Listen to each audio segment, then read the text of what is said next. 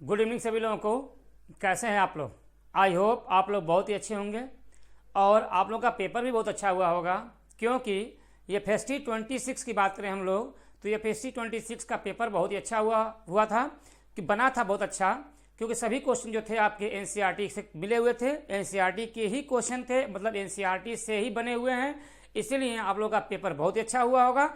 आशा करते हैं आप लोग का नंबर्स भी बहुत अच्छे आए होंगे, ठीक है ना। तो आइए देखते हैं, अगर किसी क्वेश्चन में किसी को प्रॉब्लम है तो आइए हम लोग देखते हैं कि इस क्वेश्चन में कौन सी प्रॉब्लम आप लोगों को आ रही है। लेकिन हम लोग पेपर डिस्कस करेंगे हिंदी में। 51 to 75 क्वेश्चन मैं करूंगा और 76 से लेकर के 100 क्वेश्चन शिल्पा मैम करेंगी, ठीक है ना। ये फेस्टी 26 की हम लोग बात करने जा रहे हैं, ठीक है ना। तो इस मुहिम के तहत कि अब पढ़ने का अधिकार सबको और डॉक्टर बनने के अधिकार भी सबको, हमारे आदरणीय डॉक्टर एसपी सिंह सर के मुहिम के तहत इसको हम लोग कंटिन्यू कर रहे हैं और हम लोग आगे भी कंटिन्यू करते रहेंगे, ठीक है ना। तो देखिए 51 क्वेश्चन की बात किया जाए, देखिए 51 क्वेश्चन खंड ए की बात करेंगे, जिसमें आपके 51 क्वेश्चन हम लोग स्टार्ट करने जा रहे हैं। क्वेश्चन में क्या पूछा गया है? अम्लीय जल का विद्युत अपघटन करने पर एसटीपी पर मुक्त हाइड्रोजन का आयतन 22.4 लीटर है।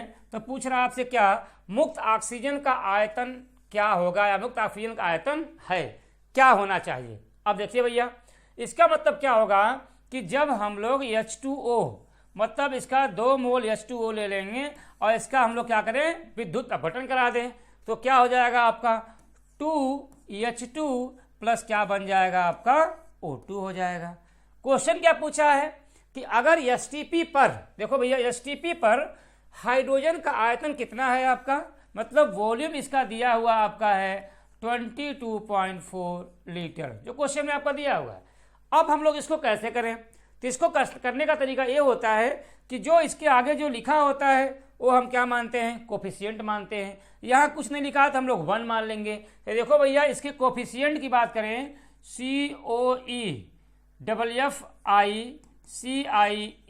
कोफिशिएंट की बात करेंगे तो यहाँ पे 2 होगा रिएक्टेंट की साइड में। आयन प्रोडक्ट की साइड की बात करें तो यहाँ पे 2, यहाँ पे क्या होगा आपका, सॉरी यहाँ पे क्या हो जाएगा आपका 1 हो जाएगा। अच्छा भैया, तो यहाँ पे क्या होगा आपका 1। अगर इसका 22.4 लीटर 2 मोल के लिए है तो बता इसका क्या है कोफिशिएंट, 2 मोल है। यहाँ पे क्या है आपका 2 मोल है, यहाँ पे क्या है आपका 1 मोल है।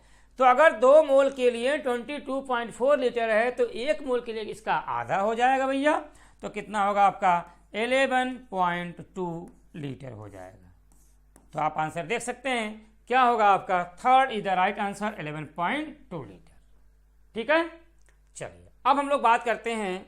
तो याद रखिएगा हमेशा, अगर ऐसे क्वेश्चन आएंगे तो आप कोफिशिएंट से डिसाइड कर लेंगे कि किसका कितना बनेगा। तो यहाँ हमने आपको बता दिया, ठीक। चलो भैया आओ, क्वेश्चन का क्या दिया हुआ है कि 2 कथन दिए गए हैं, कथन फर्स्ट और कथन सेकेंड। तो पूछा गया है विटामिन डी की कमी से होने वाला रोग, क्या लिखा हुआ है, ऑस्टियोमलेशिया। तो सबसे पहले आप ये बताइए विटामिन डी की डिफिशियंसी से क्या होता है, क्या होता है, रिकेट्स होता है और ऑस्टियोमलेशिया भी होता है, आपने बायोलॉजी में पढ़ा भी होगा। अब बताइए आप लोग, अगर ऑस्टियोमलेशिया की बात करते हैं तो बताओ ऑस्टियोमलेशिया किस में होता है, बच्चों में होता है कि एडल्ट में होता है, बताइए। तो याद रखिएगा ऑस्टियोमलेशिया किस में होता है, वयस्क में होता है, मीन्स क्या बोलेंगे हम लोग, एडल्ट में होता है, पहली बात।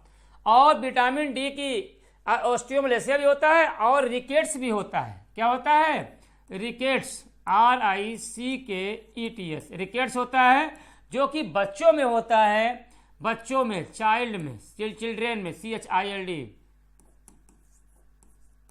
बच्चों में होता है। और बच्चों में इसकी कमी से क्या होता है, क्या होते हैं, बोन डिफॉर्मेटेसिस हो जाता है। इसका मतलब बोन में क्या होती है, ऐंठन हो जाती है, बात समझ में आया, बोन कमजोर भी हो जाते हैं, ठीक ना। तो याद रखिएगा, तो ये तो भैया सही है। आओ भैया, ग्लूकोज को HI के साथ लंबे समय तक गर्म करने पर नॉर्मल हेक्सेन बनता है, ये भी आपका सही है। क्यों? क्योंकि ग्लूकोज की बात करें हम लोग तो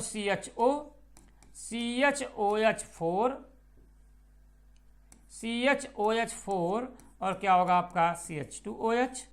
जब इसकी रिएक्शन हम लोग क्या करा दें, दो का लिखा हुआ गर्म करने पर HI के साथ हम लोग अगर इसको हीट कर देंगे तो क्या बन जाएगा आपका CH3, CH2 का 4 और क्या हो जाएगा CH3। इसी को हम लोग क्या बोलते हैं, नॉर्मल हेक्सेन बोलते हैं।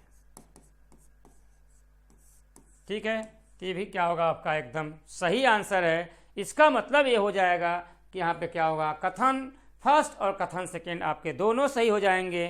तो आंसर क्या हो जाएगा, अगर दोनों सही हैं तो मिला सकते हैं आप, कथन फर्स्ट और कथन सेकेंड दोनों क्या हैं आपके, करेक्ट हैं। ठीक, चलो भैया अगले क्वेश्चन की बात करें।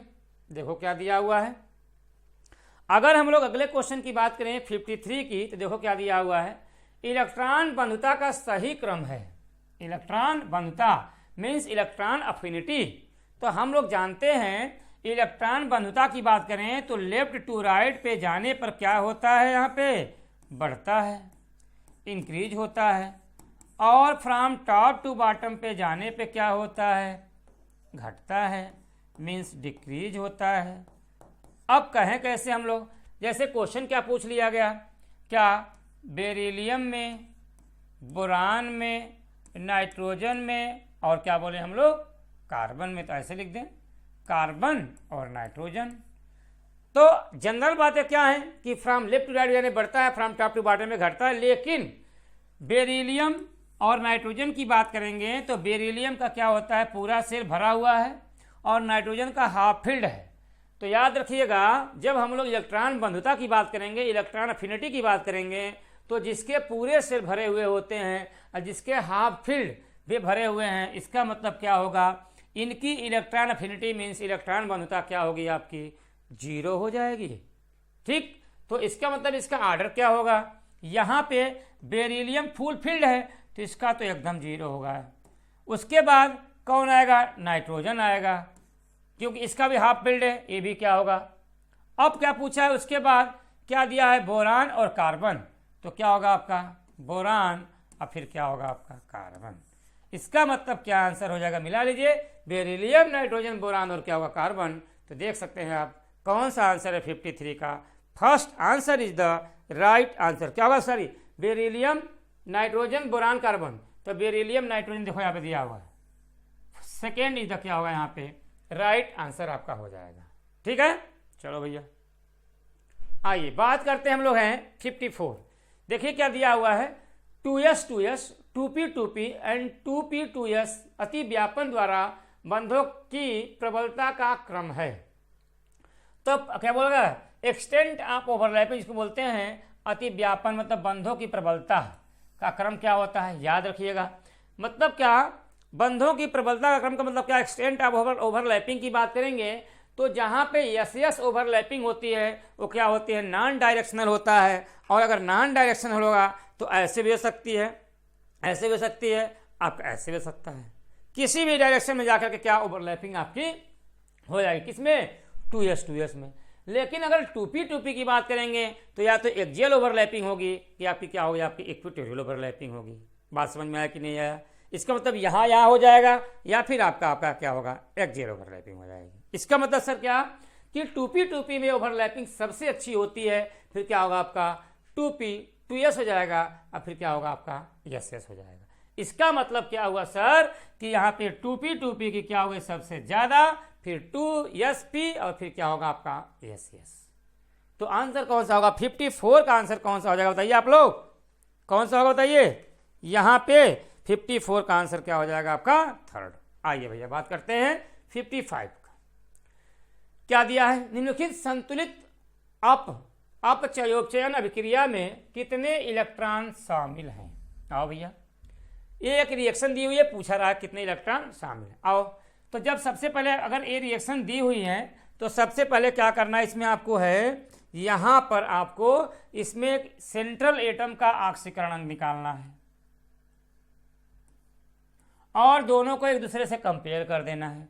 तो देखो यहाँ पे कैसे निकालेंगे, 2x plus 7 into -2 is equal to -2, 2x minus 14 is equal to क्या होगा -2, 2x इज इक्वल टू क्या होगा -2 प्लस क्या होगा आपका 14, 2x इज इक्वल टू कितना होगा प्लस का 12 और x इज इक्वल टू कितना हो जाएगा प्लस का 6। इसका मतलब सर यहाँ पे क्रोमियम का ऑक्सीकरण अंक कितना हो जाएगा प्लस का 6। यहाँ पे जिस एटम पे जितना चार्ज होता है वही उसका क्या होता है ऑक्सीकरण अंक होता है। तो प्लस का 2 है मतलब चार्ज प्लस 2 हो गया। इसका निकाले भैया यहाँ पे देखो 2x plus 4 into -2 is equal to -2, 2x minus 8 is equal to -2, 2x is equal to -2 इधर जाएगा प्लस का 8 हो जाएगा। तो यहाँ पे क्या होगा 2x इज इक्वल टू कितना हो जाएगा आपका प्लस का 6, x इज इक्वल टू कितना हो जाएगा प्लस 6 डिवाइड बाई 2 कितना आएगा प्लस का 3 हो जाएगा। ठीक, यहाँ पे हमने डायरेक्ट कर दिया है 12 डिवाइड बाई 2, मतलब यहाँ पे भी लिख सकते हैं हम लोग का डायरेक्ट हमने ना लिखे तो हम लोग ऐसे भी लिख दें इसको। यहाँ पे अगर किसी समझ में ना आए तो x इज इक्वल टू क्या लिखेंगे प्लस का 12 डिवाइड बाई 2 मीन्स प्लस का 6, तो x इज इक्वल टू कितना हो जाएगा प्लस का 6। चलो भैया, तो यहाँ तो आया प्लस का 3, क्योंकि देखो यहाँ पे आया। आओ भैया, अब यहाँ बात करें तो जिस एटम पे जितना चार्ज वही उसका ऑक्सीडेशन नंबर मीन्स प्लस का 3। यहाँ पे क्या आएगा प्लस का 3 और यहाँ कितना आएगा CO2, इसका निकाल लीजिए। एक ऑक्सीजन पे माइनस का 2 चार्ज, 2 पे क्या माइनस का 4, उधर जाएगा कितना होगा प्लस का 4। तो x plus 2 into -2 is equal to 0, x minus 4 is equal to 0 और x इज इक्वल टू कितना होगा प्लस का 4। यहाँ कितना आएगा प्लस का 4। आइए भैया, अब हम इसका हम लोग कंपेयर कर रहे हैं। अगर हम लोग क्रोमियम प्लस 6 से अगर हम लोग प्लस का 3 में जाएं तो कितने इलेक्ट्रॉन का डिफरेंस आ रहा है, 6 है और 3 है तो 3 इलेक्ट्रॉन का डिफरेंस आ रहा है। लेकिन यहाँ पे 2 क्रोमियम है, यहाँ पे 1 क्रोमियम है, तो क्या करें इंटू 2 से मल्टीप्लाई कर देंगे तो कितने इलेक्ट्रॉन का डिफरेंस हो जाएगा 6 इलेक्ट्रॉन का। आओ भैया, यहाँ पे 1 आयरन है, यहाँ पे 1 आयरन है, कितने इलेक्ट्रॉन का डिफरेंस आएगा 1 इलेक्ट्रॉन का डिफरेंस आ रहा है। यहाँ देखो, यहाँ पे कार्बन की बात कर रहे हैं, तो यहाँ अगर इसको हम इससे कंपेयर करें तो देखो यहाँ पे +3 है +4 है, 1 इलेक्ट्रॉन का डिफरेंस आ रहा है। लेकिन यहाँ कितने हैं 2 कार्बन है, तो इंटू 2 कर देंगे तो कितना आएगा आपका 2 इलेक्ट्रॉन का डिफरेंस आ रहा है। अब पूछ रहा है कितने इलेक्ट्रॉन शामिल हैं, तो देखो भैया यहाँ पे क्या दिया है 1, यहाँ दिया है 2, यहाँ दिया है 6, तो देख लो भैया कौन आंसर शामिल है। देखो यही एक आंसर आपका आ रहा है, कौन सा, देखो यहाँ पे क्या 2 के लिए कितना का होगा आपका 6 इलेक्ट्रॉन का, तो आंसर क्या हो जाएगा आपका थर्ड मीन्स क्या होगा आपका 6। आंसर समझ में आया कि नहीं आया। चलिए भैया आगे बात करते हैं हम लोग हैं 56 की। देखो क्या दिया है, निम्नलिखित में से कौन सी अभिक्रिया एमीन का उत्पादन नहीं करेगी। आओ भैया, RX को अगर हम लोग अमोनिया के साथ रिएक्शन करा दें तो क्या बन जाएगा आपका RNH2 प्लस क्या हो जाएगा आपका AHX। ये तो भैया कर रहा है। अगर इसकी हम लोग रिएक्शन करा दें तो यहाँ पे क्या होगा आपका, देखो इसको हम लोग थोड़ा ऐसे लिख दें RCH डबल बॉन्ड N और आपका OH प्लस यहाँ पे H और हमने क्या लिखा यहाँ पे है सोडियम और ले लिया हम लोगों ने C2H5OH, इथाइल एल्कोहल की प्रेजेंस में रिएक्शन करा रहे हैं। तो देखो भैया अगर यहाँ पे रिडक्शन होगा तो क्या होगा आपका, ये बॉन्ड टूटेगा, यहाँ पे H, यहाँ पे H, इसका पाई बॉन्ड टूटेगा तो यहाँ पे H, यहाँ पे H। इसका मतलब क्या हो गया सर, यहाँ पे RCH2 और क्या बन जाएगा आपका NH2। इसका मतलब क्या एमीन बन रहा है, ये भी आंसर सही है। लेकिन जब यहाँ पे RCN की जब H2O के साथ रिएक्शन कराएंगे और H प्लस आयन एसिड की प्रेजेंस में रिएक्शन कराएंगे तो यहाँ पर जो आपका RCN बताओ किस में चेंज होगा, जल्दी बताइए आप लोग, RCN किस में चेंज हो जाएगा आपका, याद रखिएगा। इसके बाद करें हम लोग यहाँ पे यहाँ पे C ट्रिपल बॉन्ड N को जब अगर हम लोग H2O के साथ रिएक्शन कराएंगे तो यहाँ पे एक बॉन्ड टूटेगा पाई बॉन्ड, तो यहाँ पे क्या होगा आपका, यहाँ पे जब प्रोटोनेशन कराएंगे हम लोग तो क्या बन जाएगा आपका RC डबल बॉन्ड O और क्या हो जाएगा आपका, क्या बनेगा RCO NH2, क्या बनेगा आपका RCO NH2। लेकिन बन तो रहा भैया लेकिन यहाँ पे RCONH2, तो RCONH2 हम ऐसे सॉरी लिख दें थोड़ा सा, RCONH2।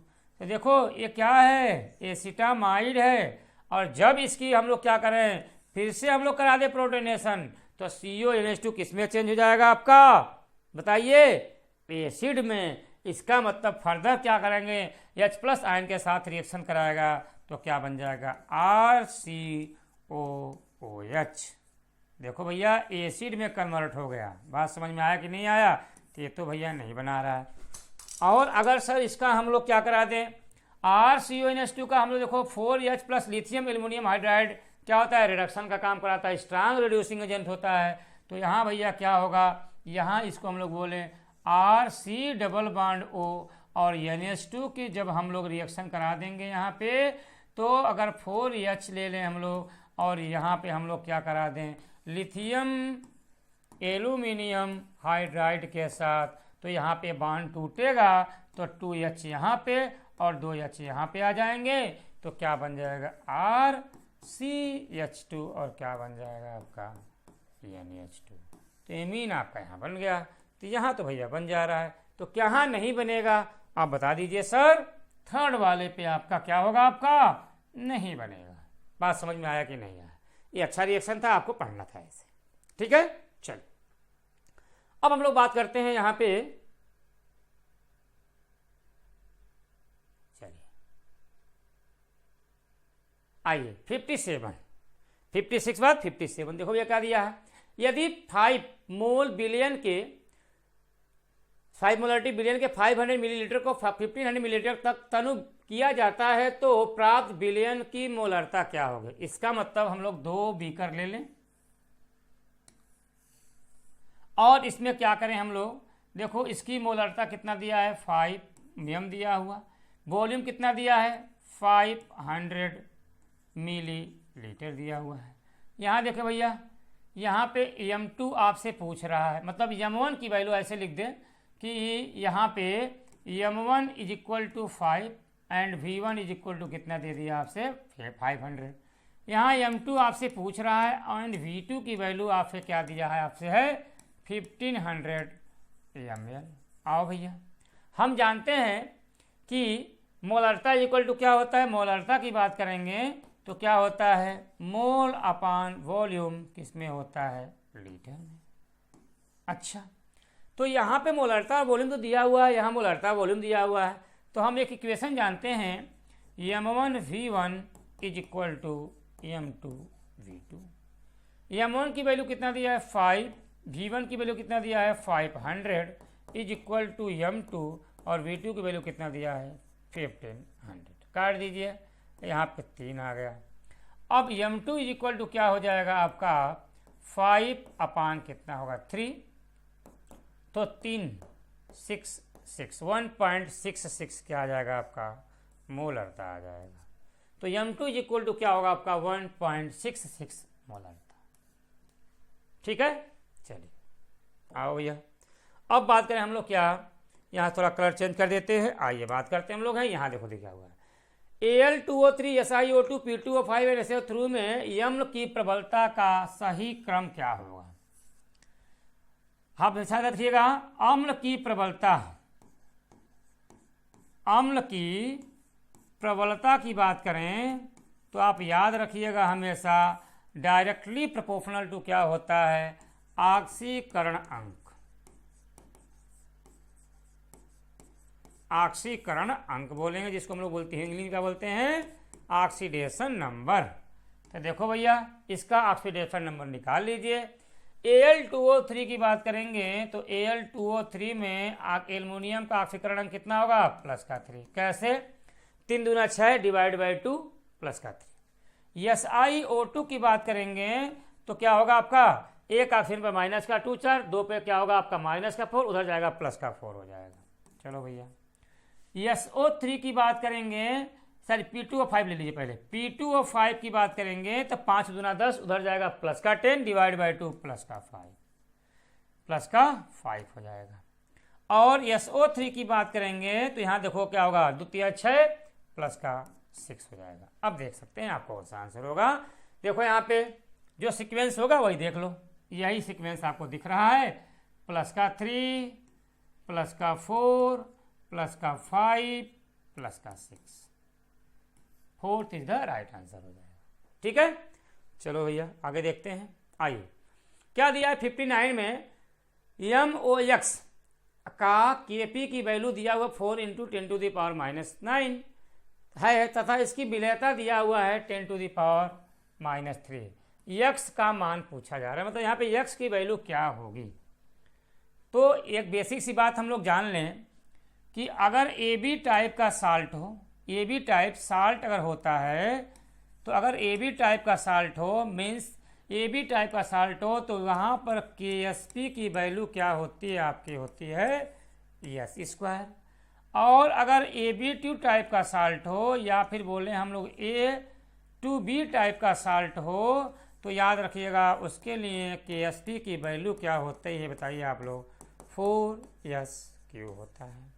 आप जानते ही हैं, ऐसे लिखते थोड़ा अच्छा लगेगा, 4SQ।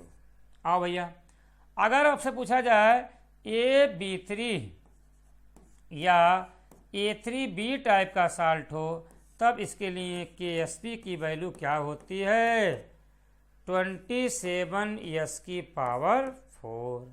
और हम लोग बोले A2B3 या फिर A3B2 टाइप का साल्ट हो तो उसके लिए KSP की वैल्यू क्या होती है, यहाँ पे 108S⁴ क्या होता है, 5। ये तो आपको याद करना है पहली बात। आओ भैया यहाँ देखो, अगर यहाँ दिया विलेयता में सॉल्युबिलिटी S की वैल्यू दिया हुआ है 10⁻⁻3, तो अगर यहाँ पे S² की बात करेंगे तो 10⁻ क्या हो जाएगा आपका, 9 हो जाएगा। स्क्वायर किया हम लोगों ने, मतलब अगर n की वैल्यू 1 रखेंगे तो देखो AB टाइप का है तो क्या होगा आपका 10⁻9। तो भैया होगा नहीं क्योंकि उसके बराबर करना है। आओ भैया यहाँ अगर हम लोग बात करें AB2 टाइप का है तो KSP = क्या होगा, 4SQ। इसका मतलब अगर हम लोग देखें कि अगर n की वैल्यू हम लोग क्या लिखे 1, तो अगर 1 लिखेंगे तो अगर क्या AB टाइप का हो गया, और अगर AB टाइप का है तो सॉल्युबिलिटी प्रोडक्ट KSP की वैल्यू कितना हो जाएगा आपका 10⁻⁻9। तो आपका ये तो होगा नहीं भैया। आ जाओ भैया, n की वैल्यू हम लोग 2 रखते हैं तो यहाँ पे क्या होगा आपका KSP = क्या होगा आपका 4SQ। आओ भैया, तो यहाँ पे सॉल्युबिलिटी = कैसे निकालेंगे, यहाँ पे KSP अपान क्या हो जाएगा आपका 4, यहाँ पे Q हो जाएगा। KSP की वैल्यू कितना दिया यहाँ पे है 4 × 10⁻⁻9 अपान 4, तो 4 से 4 कट जाएगा, यहाँ पे 3 दिया हुआ है तो 3 देखो यहाँ पे 4SQ देखो लिखा हुआ है ना, तो यहाँ बताओ 9 दिया हुआ है तो कैसे हम लोग निकाल लें कि आपका इतनी वैल्यू आ जाए। तो बताओ यहाँ पे 3 दूनी 6, 3 त्रिक 9, मतलब क्या होगा आपका 10⁻³ हो जाएगा। इसका मतलब क्या हुआ कि अगर n की वैल्यू 2 होगी और तभी इसकी वैल्यू 10⁻क्या आएगा आपका -3। इसका मतलब सर क्या होगा, यहाँ पे जो MOX की जो वैल्यू होगी, x की वैल्यू क्या होगी आपकी 2, और जब 2 हो जाएगा तभी यहाँ पे इसकी वैल्यू आएगी सॉल्युबिलिटी 10⁻⁻3, अब क्या होगा आपका मोल पर लीटर हो जाएगा। ठीक, ये क्या होगा आपका सॉल्युबिलिटी। बात समझ में आए कि नहीं आए, तो n की वैल्यू क्या होगा, x की वैल्यू क्या हो जाएगी आपकी 2 हो जाएगी, मीन्स 4 अर्थ। ठीक है, चलो भैया आगे बात करें। पायरोफॉस्फोरिक अम्ल में फास्फोरस की ऑक्सीकरण संख्या क्या होगी। सबसे पहले आपको क्या जानना है, पायरोफॉस्फोरिक एसिड क्या होता है। आओ भैया, पायरोफॉस्फोरिक एसिड की बात करें तो इसका फार्मूला होता है H4P2O7। तब इसमें फास्फोरस का निकाल लीजिए, तो एक हाइड्रोजन पे 1 + 1 चार्ज होता है, एक ऑक्सीजन पे -2 चार्ज होता है। तो 4 × +1 प्लस जिसका निकालना हो तो उसको हम लोग x मानते हैं, 2 है तो 2x हो जाएगा, +7 × -2 इज इक्वल टू, इसके ऊपर कोई चार्ज नहीं तो 0 मान लेंगे, +4 + 2x -14 इज इक्वल टू क्या होगा 0, और यहाँ पे 2x इसको इससे घटा देंगे तो -10 इज इक्वल टू 0, तो यहाँ पे 2x इज इक्वल टू कितना होगा +10, और x इज इक्वल टू क्या होगा +10 डिवाइड बाई 2, तो कितना आएगा +5। मीन्स फास्फोरस का ऑक्सीकरण अंक कितना होगा आपका +5। ठीक है, चलिए अब हम लोग बात करने जा रहे हैं यहाँ पे किसका, आपका 61। देखो भैया 61 क्या पूछा है, बेंजीन डाइजोनियम क्लोराइड का क्लोरोबेंजीन में रूपांतरण निम्नलिखित में से किस अभिक्रिया का उदाहरण है। देखो लिखा हुआ है क्लाइसेन, फ्रीडल-क्राफ्ट, सेंडमेयर, वुड्स रिएक्शन।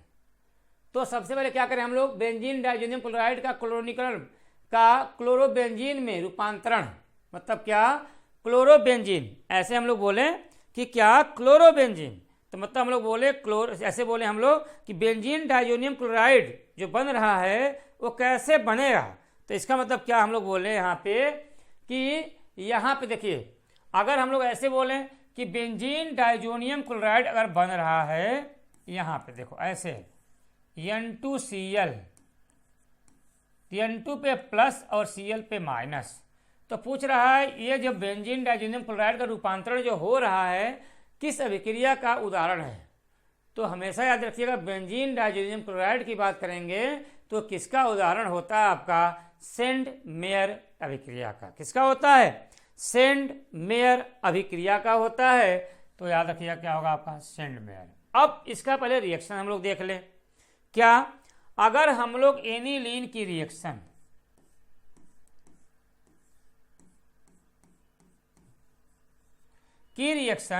अगर हम लोग किसके साथ करा दें बताइए, यहाँ पे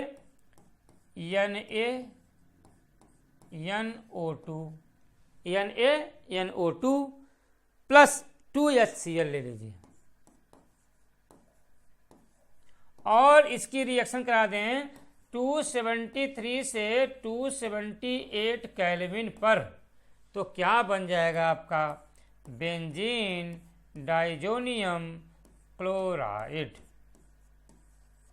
ठीक, और जब इसकी हम लोग करा देंगे हाइड्रोलिसिस H3O+ के साथ, तो यहाँ पे क्या बन जाएगा, यहाँ से यहाँ पर बन जाएगा आपका OH और यहाँ से N2 और यहाँ से HCl निकल जाएगा। मीन्स क्या बन जाएगा आपका फिनॉल। क्वेश्चन लेकिन ये पूछा क्या बेंजीन डाइजोनियम क्लोराइड किसका उदाहरण है, तो सेंडमेयर रिएक्शन का होता है। ठीक, और उस रिएक्शन से सिमेट्रिकल एल्केन का फॉर्मेशन होता है, आप लोग जानते हैं। चलो भैया आगे बात करते हैं। 62 क्या पूछा है, विद्युत अपघट्ट के विलयनों के बारे में कौन सा कथन सही नहीं है। आओ भैया, विलयन की चालकता आयनों के आकार पर निर्भर करती है। सही है, जितना नंबर आप आयन बनेंगे और उसके आकार क्या चालकता उसको उतनी बढ़ती जाएगी। सही है, चालकता सांद्रता पर निर्भर करती है। सही है, जो चालकता होती है उसकी सांद्रता पर भी क्या होती है, निर्भर करती है। चालकता विलयन में उपस्थित आयनों के विलयन पर निर्भर नहीं करती है। चालकता विलयन में उपस्थित आयनों की संख्या पर निर्भर नहीं भैया, नहीं निर्भर करती है। तो यही तो क्या हो गया आपका, गलत हो गया। विलयन की चालकता तापमान के साथ बढ़ती है, बढ़ेगी, तापमान बढ़ाएंगे तो विलयन की चालकता भी बढ़ती है। ये तो भैया सही है। तो सही नहीं क्या है आपका, थर्ड। बात समझ में आया या नहीं आया, जल्दी बोलिए आप लोग।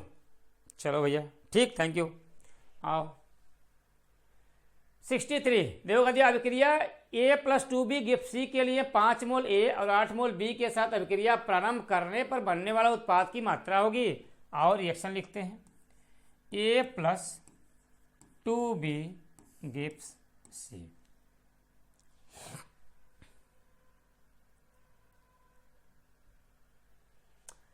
देखो भैया इसके प्रारंभिक मोल की बात देखो लिखा हुआ है,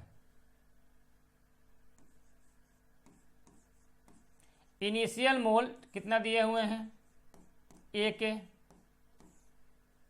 8 ए के कितने दिए हैं 5 मोल ए के 8 मोल बी के 8 मोल बी के। और इसके कोफिशिएंट की बात किए क्या बोले कोफिशिएंट तो कितना दिया यहाँ पे है 1 यहाँ पे कितना दिया है 2 मोल। अब बताओ कैसे निकालेंगे तो क्या होगा आपका प्रारंभिक मोल अपन कोफिशिएंट से हम लोग डिवाइड करते हैं तो क्या होगा आपका 5/1 8/2। तो इसी से हम लोग देखेंगे कि कौन लिमिटिंग रिएजेंट होगा। क्यों जो लिमिटिंग रिएजेंट होता है उसी से हमारा प्रोडक्ट डिसाइड होगा कि कितना बनेगा और क्या क्या होगा। ठीक तो देखो भैया यहाँ पे कितना आ गया आपका 5 मोल आ गया, यहाँ पे कितना आ गया आपका 4 दूना 8 मतलब 4 मोल हो गया। इतनी बात समझ में आई। मतलब जो इसकी वैल्यू कम है इसकी वैल्यू ज़्यादा है तो जो ये बी वाला है ये क्या होगा आपका लिमिटिंग रिएजेंट हो गया। अब इसी से हमारा प्रोडक्ट डिसाइड होगा कि कितना बनेगा। तो देखो भैया इसके 2 मोल के लिए अब हमको खत्म होगी बात कि कौन लिमिटिंग रिएजेंट हो गया। अब क्वेश्चन ये पूछा गया है कि क्या बनने वाला उत्पाद मतलब सी का कितना मोल बनेगा। तो भैया इसके 2 मोल के लिए जब अगर 8 मोल बन रहे हैं तो इसका 1 मोल यहाँ पे 1 मोल है 1 मोल के लिए कितना बनेगा तो यहाँ आंसर लिखिएगा आप लोग 4 मोल बन जाएंगे। क्यों क्योंकि 2 मोल के लिए 8 है तो 1 मोल के लिए 8/2 कितना होगा 4। तो आंसर कौन सा हो जाएगा सेकेंड में 4 इज द राइट आंसर आपका हो जाएगा। किसी कोई दिक्कत। चलो भैया आगे बढ़ते हैं।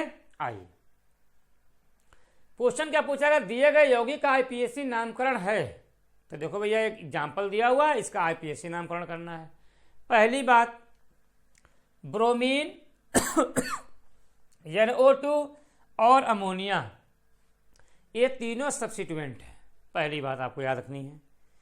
दूसरी बात अब जब सब्स्टिट्यूएंट हैं तो कैसे डिसाइड करें तो इसके लिए क्या देखना है कि अल्फ़ाबेट क्रम में किसका नाम पहले आता है। तो नंबरिंग हम लोग ऐसे कर लें तो ब्रोमीन पहले आ जाए क्योंकि बी आता है तो 1 2 3 4 5 6 इसका मतलब फर्स्ट पे ब्रोमीन आ रहा है तो क्या लिख देंगे 1 ब्रोमो।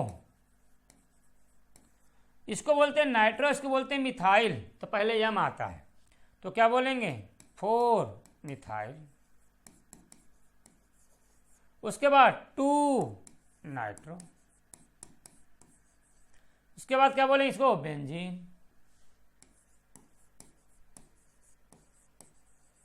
इसका मतलब प्रभु क्या होगा देख लो मिला लो answer 1 bromo 4 methyl 2 nitrobenzene 1 bromo 4 methyl. देखो 1 ब्रोमो 2 ही है 4 मिथाइल है 2 नाइट्रो है यहाँ पे दिखा 6 नाइट्रो दे दिया है गलत। तो कौन सा आंसर होगा 1 ब्रोमो 4 मिथाइल 2 नाइट्रोबेंजीन क्योंकि साइड चेन यहाँ पास में है यहाँ पे जाएंगे तो 1 2 3 4 पे आएगा तो नंबरिंग आपकी इधर से ही हो जाएगी। तो आंसर कौन सा हो जाएगा second is the right answer आपका हो जाएगा। ठीक है बोलिए सर। चलो भैया आगे देखो क्या दिया है भैया फिर से पढ़िए फिर से। अत्यधिक अस्थाई आयन है अस्थाई आयन की बात कर रहा है। तो ये चारों क्या है कॉम्प्लेक्स कंपाउंड है। इसमें आपको देखना है OH Cl CN H2O में देखना है कौन स्ट्रांग लिगेंड होगा। सबसे पहली बात आपको ये देखना है। तो देखो भैया यहाँ पे CN जो होता है क्या होता है स्ट्रांग फील्ड लिगेंड होता है और जो स्ट्रांग फील्ड लिगेंड होते हैं वो इलेक्ट्रॉन की पेयरिंग करेंगे। जब इलेक्ट्रॉन की पेयरिंग करेंगे तो देखना पड़ेगा कि अगर किस इलेक्ट्रॉन की पेयरिंग कर रहे हैं तो वही क्या होंगे आपके अत्यधिक अस्थाई आयन हो जाएंगे। ठीक तो मतलब CN क्या है स्ट्रांग लिगेंड है और क्या स्ट्रांग फील्ड लिगेंड होंगे तो इलेक्ट्रॉन की पेयरिंग कर देंगे। तो यहाँ क्वेश्चन में आप थर्ड वाले की बात करेंगे तो यहाँ पे अगर हम लोग Fe ऐसे देख लें हम लोग FeCN6 -3 तो जब इसका हम लोग ऑक्सीकरण अंक निकालेंगे तो एक साइनाइड पे एक -1 चार्ज होता है 6 लिखिए भैया यहाँ पे 6 तो 6 पे -6 हो जाएगा। तो अगर 6 पे -6 है इसका मतलब क्या हो जाएगा फिर से लिख देता हूँ तो थोड़ा अच्छा लगेगा देखने में CN6। तो भैया 6 लिगेंड है, तो यहाँ पे x -6 is equal to minus का 3, x इज इक्वल टू -3 और इधर जाएगा प्लस का 6, x की वैल्यू कितना आ जाएगा प्लस का 3, मीन्स आयरन पे कितना चार्ज आ जाएगा, सॉरी प्लस का 3।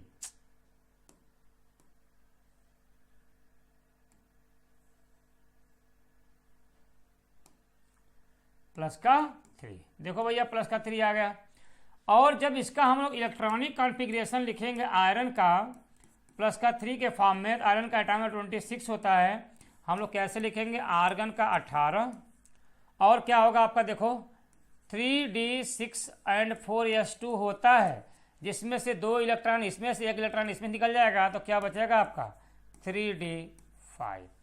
ठीक, अब अगर डी सबसेल की बात किया जाए तो इसमें 5 इलेक्ट्रॉन हैं, और यहाँ पे क्या यस और पी की बात कर देंगे। तो देखो भैया अगर यहाँ पे क्या है, ये 3d है, ये क्या है 4s है, ये क्या है 4p है, तो 5 इलेक्ट्रॉन है, 1 2 3 4 5। अब भैया ये याद रखिए आप लोग कि अगर क्या है CN स्ट्रांग लिगेंड है तो इसके 3 में कोई हम लोग क्या कर छेड़छाड़ नहीं करेंगे, लेकिन ये चौथा वाला जो इलेक्ट्रॉन होगा ये कहाँ चला जाएगा, इसमें, और 5वां वाला कहाँ चला जाएगा आपका इसमें। इसका मतलब सर यहाँ पे क्या हो जाएगा आपका,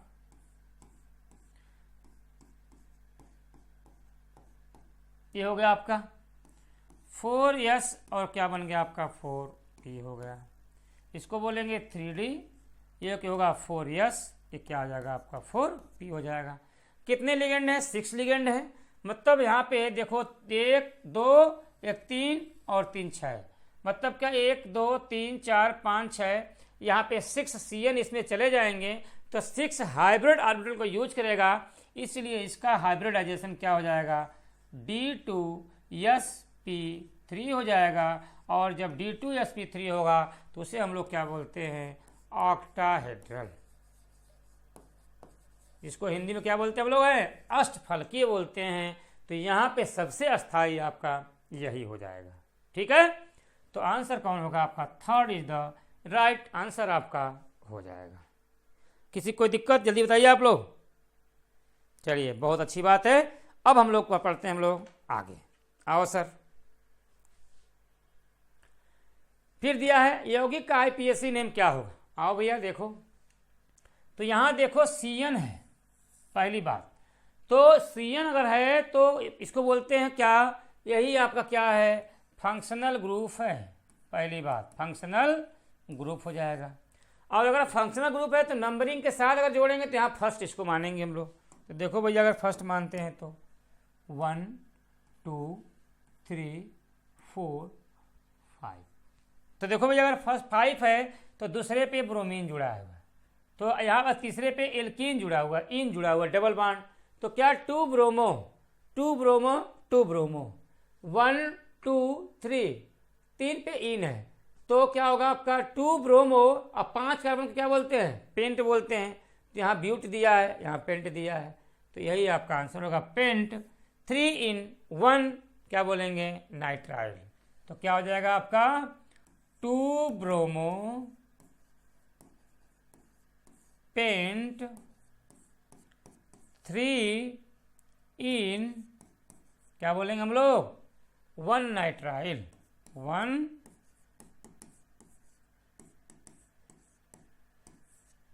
ठीक है, ठीक है। चलिए भैया आइए आगे बढ़ते हम लोग हैं। 66 का आंसर क्या होगा आपका थर्ड हो जाएगा। ठीक है, चलो आगे आओ। 67 देखो का दिया हुआ है, हेलो एल्केन्स केशियन के अभिक्रिया केशियन से अभिक्रिया करके मुख्य उत्पाद के रूप में एल्काइल साइनाइड बनाते हैं, जबकि AgCN के साथ अभिक्रिया करके मुख्य उत्पाद के रूप में आइसोसाइनाइड बनाते हैं। ये तो एकदम आपका सही है। KCN और AgCN दोनों उच्च आयनिक यौगिक हैं। नहीं भैया, यहाँ पे अगर बात करेंगे तो K जो CN होता है, यहाँ पे K+ और यहाँ पे CN- है, ये तो क्या है आपका आयनिक कंपाउंड है। ये तो बात समझ में आ रही है। लेकिन अगर हम लोग बात करेंगे AgCN का, तो AgCN क्या होता है? कोवैलेंट कंपाउंड होता है। और अगर कोवैलेंट कंपाउंड होगा, इसका मतलब क्या बोलेंगे, यहाँ पे एक एक इलेक्ट्रॉन की शेयरिंग किया हुआ है, तो इसको बोलेंगे कोवैलेंट कंपाउंड। तो यहाँ दिखा क्या है? Ionic compound. तो क्या होगा आपका? गलत हो गया। इसके लिए तो सही है, लेकिन इसके लिए क्या होगा आपका? गलत हो गया। ठीक, तो क्या होगा आपका? यहाँ देखो क्या दिया आपका है, यहाँ पे कथन सही है, लेकिन कारण क्या है आपका? सत्य। देखो कथन, देखो लिखा हुआ है कथन सत्य, और लेकिन कारण क्या है? असत्य। पहला आंसर आपका सही हो जाएगा, first answer is the right answer हो जाएगा। ठीक है, बोलिए। चलो भैया आगे बढ़ते हैं। दिए गए विवरण की सहायता से प्रबल अपचायक पहचानिए। ये आपके ऑप्शन दिए हुए हैं, चार। ऑप्शन क्या मतलब? चार वैल्यू दिए हुए हैं, बताना आपको है क्या? प्रबल अपचायक। तो बताओ भैया प्रबल अपचायक हम लोग कैसे निकालेंगे? तो याद रखिएगा, reduction potential inversely proportional to standard, क्या होगा आपका? Reduction potential. इसका मतलब क्या? कि जिसमें निगेटिव वैल्यू जितनी कम, वो क्या होता है आपका? उसकी रिडक्शन वैल्यू उतनी क्या हो गई आपकी? प्रबलतम होती है। जिसमें निगेटिव वैल्यू जितना ज़्यादा, वो स्ट्रांग रिड्यूसिंग पावर होता है, और जिसमें पॉजिटिव चार्ज जितना ज़्यादा, वो क्या होगा? स्ट्रांग ऑक्सीडाइजिंग पावर होता है। इसका मतलब यहाँ पे माइनस दिया हुआ है, तो यही तो आंसर सही है। लेकिन यहाँ प्लस का 3, देखो Cr+3 किस में चेंज हो रहा है? Cr में। मतलब यहाँ पे इसका ऑक्सीकरण अंक प्लस का 3, इसका क्या हो रहा है? 0। तो किस में चेंज हो रहा है? Cr में चेंज हो रहा है। तो रिडक्शन किस में हो रहा है आपका? Cr+3 Cr में। तो यहाँ क्वेश्चन क्या पूछा है कि सबसे प्रबल अपचायक पहचानिए, तो किसका हो रहा है प्रबल अपचायक? किस में चेंज हो रहा है? Cr में। तो यही क्या हो जाएगा आपका? प्रबल अपचायक। यहाँ पे Cr माइनस Cr प्लस का 3, Mn प्लस का 2। तो बताओ कौन सा होगा आपका? जल्दी बोलिए, आंसर क्या होना चाहिए? Cr होना चाहिए। ठीक है, क्योंकि इसी में कन्वर्ट हो रहा है। बात समझ में आया? चलो भैया आओ भैया। रीमन टीमन अभिक्रिया में माध्यमिक उत्पाद क्या होगा? सबसे इंपॉर्टेंट को आपका रिएक्शन है रीमन टीमन रिएक्शन। पहली बात तो यह है। आओ भैया देखते हैं क्या है। तो रीमन टीमन रिएक्शन की हम लोग बात करें तो याद रखिएगा, सबसे पहले बात करेंगे तो इसमें रिएजेंट क्या होता है? क्लोरोफॉर्म प्लस एक्वस NaOH या KOH हम लोग लेते हैं। आइए, तो अगर हम लोग क्या करें यहाँ पे फिनाल, सबसे पहली बात फिनाल को अगर हम लोग chloroform CHCl3 plus aqueous NaOH के साथ रिएक्शन कराएंगे तो क्या बनेगा? सबसे पहले क्या बनेगा? जल्दी बताइए आप लोग, क्या बनना चाहिए?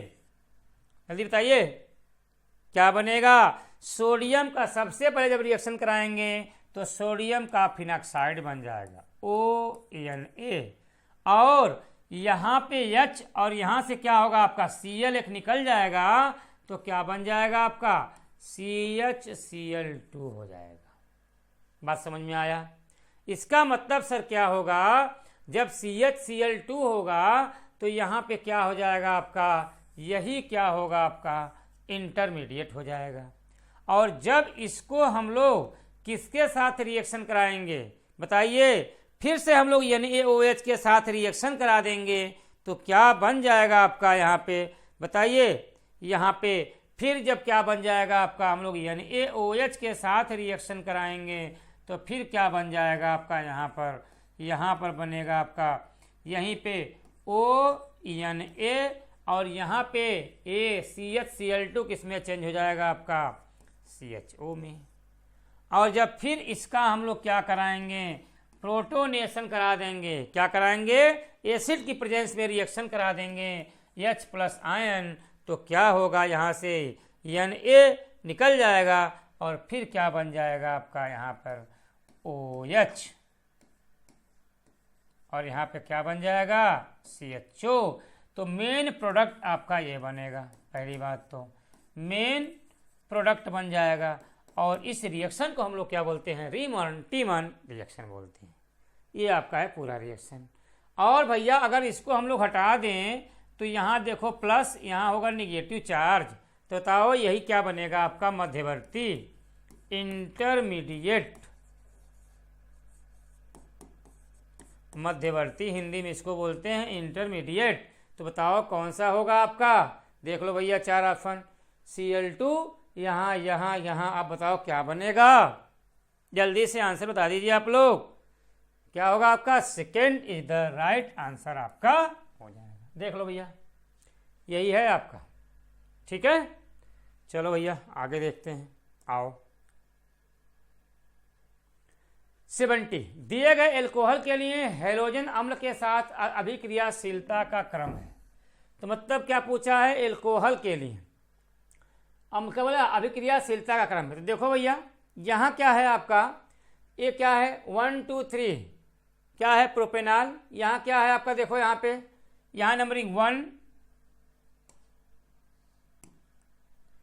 1 2 3 4, क्या आप बोलेंगे, ब्यूटेन 2 ऑल, यहाँ पे क्या हो जाएगा आपका 1 2 3 4, क्या होगा आपका 2 मिथाइल ब्यूटेन 2 ऑल।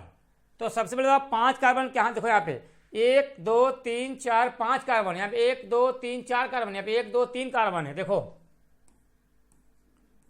तो सबसे पहले आप ये याद रखिएगा कि पूछा गया है हाइड्रोजन अम्ल के साथ, क्या हाइड्रोजन अम्ल के साथ अभिक्रियाशीलता, तो यहाँ पे OH को हटाइए और Cl जोड़ दीजिए हर जगह। तो देखो भैया यहाँ पे बताओ एल्कोहल की क्रियाशीलता की बात करेंगे तो यहाँ पे 3 डिग्री, यहाँ पे 2 डिग्री, यहाँ पे 1 डिग्री। बताओ अगर पूछेगा कि एल्कोहल की क्रियाशीलता क्रम 3 डिग्री 2 डिग्री 1 डिग्री में कौन मोल स्टेबल होता है, 3 डिग्री फिर 2 डिग्री फिर 1 डिग्री।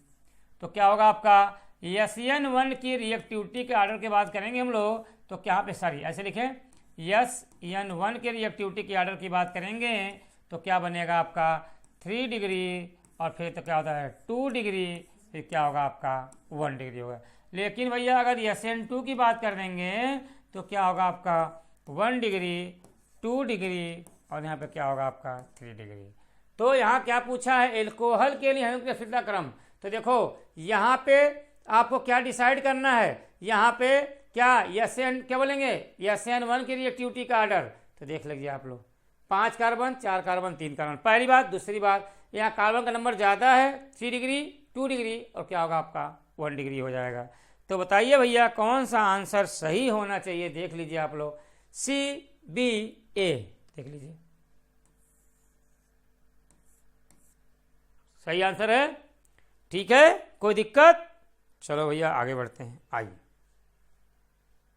71 क्या लिखा है, एनिलीन की ब्रोमीन से अध्रुवीय विलायक CH2 से अभिक्रिया कराने पर उत्पाद, अध्रुवीय मतलब क्या, नॉन पोलर विलायक के साथ अभिक्रिया कराने पर क्या बनेगा। मतलब सर कि अगर हम लोग क्या करें, एनिलीन C6H5NH2 कि जब हम लोग रिएक्शन करा दें किसके साथ, ब्रोमीन मतलब Br2 और in the presence of CH2 जो क्या होगा आपका अध्रुवीय विलायक है, जब इसके साथ हम लोग रिएक्शन कराएंगे तो देखो क्या हो जाए, एनिलीन ब्रोमीन से अध्रुवीय विलायक के साथ अभिक्रिया कराने पर उत्पाद क्या बनेगा। तो जल्दी बता दीजिए क्या बनेगा। इसके क्या ले लीजिए आप 3 मोल ले लीजिए। तो यहाँ पे भैया क्या बन जाएगा आपका, बन जाएगा आपका यहाँ पे जो आपका NH2 है वो तो बना ही रहेगा और आपका Br यहाँ पे, Br यहाँ पे और आपका Br यहाँ पे जुड़ जाएगा। इसका नाम क्या होता है, 1 2 3 4 5 6 2, 4, 6 ट्राई ब्रोमो क्या बोलेंगे, एनिलीन। इसका मतलब सर क्या होगा, यही आंसर करेक्ट हो जाएगा, 2 4 6 ट्राई ब्रोमो एनिलीन। यही आपका सबसे मोस्ट इंपॉर्टेंट आपका आंसर हो गया, ठीक है, बोलिए। चलो भैया आगे देखते हैं, आइए साहब। 72 निम्नलिखित में से कौन फ्रीडल क्राफ्ट एल्किल अभिक्रिया, फ्रीडल क्राफ्ट पूछा है सर आपसे, तो अगर फ्रीडल क्राफ्ट पूछ रहा है इसका मतलब क्या होना चाहिए, फ्रीडल क्राफ्ट रिएक्शन की बात करेंगे तो यहाँ पे क्या होना चाहिए आपका CHCl3 हो, CH3Cl होना चाहिए और एनहाइड्रस AlCl3 के प्रेजेंस में रिएक्शन होगी तो क्या बन जाएगा आपका, क्या टॉल्यूइन, टॉल्यूइन बन जाएगा प्लस क्या बन जाएगा आपका HCl, यही क्या होगा आपका फ्रीडल क्राफ्ट रिएक्शन। अगर Cl2 के साथ कराएंगे तो यहाँ पे क्या होगा आपका क्लोरीनेशन, क्या होगा भैया क्लोरीनेशन होगा, क्लोरीनीकरण हो जाएगा और इसके साथ कराएंगे तो NO2 जुड़ गया है तो क्या होगा आपका नाइट्रेशन, नाइट्रीकरण हो जाएगा। इसका मतलब सर क्या हो जाएगा, पूछ रहा है फ्रीडल क्राफ्ट कौन सा होगा तो आपका second is the right answer आपका हो जाएगा। ठीक है, बोलिए। चलो भैया आगे देखो, आओ 73 बेंजीन की रिएक्शन अगर 3Cl2 के साथ करा दें HNU सनलाइट 500 डिग्री सेल्सियस पे तो उत्पाद क्या बनेगा। तो देखो भैया अगर हम लोग बेंजीन की रिएक्शन हम लोग किसके साथ करा दें 3Cl2 और हम लोग यहाँ पे क्या लिए हैं HNU सनलाइट ले लिए हैं और 500 डिग्री सेल्सियस पे हम 500 केल्विन पे अगर हम लोग रिएक्शन करा दें तो बताओ भैया यहाँ पे प्रोडक्ट क्या बनेगा। याद रखिएगा अगर हम लोग HNU सनलाइट की बेस में कराएं, HNU मतलब क्या फ्री रेडिकल होगा, मैग्नीशियम होगा, और अगर फ्री रेडिकल मैग्नीशियम होगा और 3 मोल आपने लिया है तो यहाँ पे क्या बन जाएगा आपका, बताइए क्या बनेगा, जल्दी से आंसर बताइए आप लोग। यहाँ पे क्या होगा आपका, यहाँ पे जो मेन प्रोडक्ट आपका बनेगा वो क्या बन जाएगा आपका, यहाँ पे ऐसे स्ट्रक्चर बनेगा जिसको यहाँ पे Cl, यहाँ पे Cl और यहाँ पे Cl, हर जगह आप Cl जोड़ देंगे और यहाँ पे एक एक हाइड्रोजन भी अभी है तो यहाँ हाइड्रोजन भी है। इसका मतलब क्या होगा C6, इसको हम ऐसे लिख दें भैया कृपया करके C6H6 और क्या होगा आपका Cl6 होगा। बताओ इसका नाम क्या होता है, जल्दी से नाम बता दीजिए आप लोग, क्या बोलेंगे इसको हम लोग, बेंजीन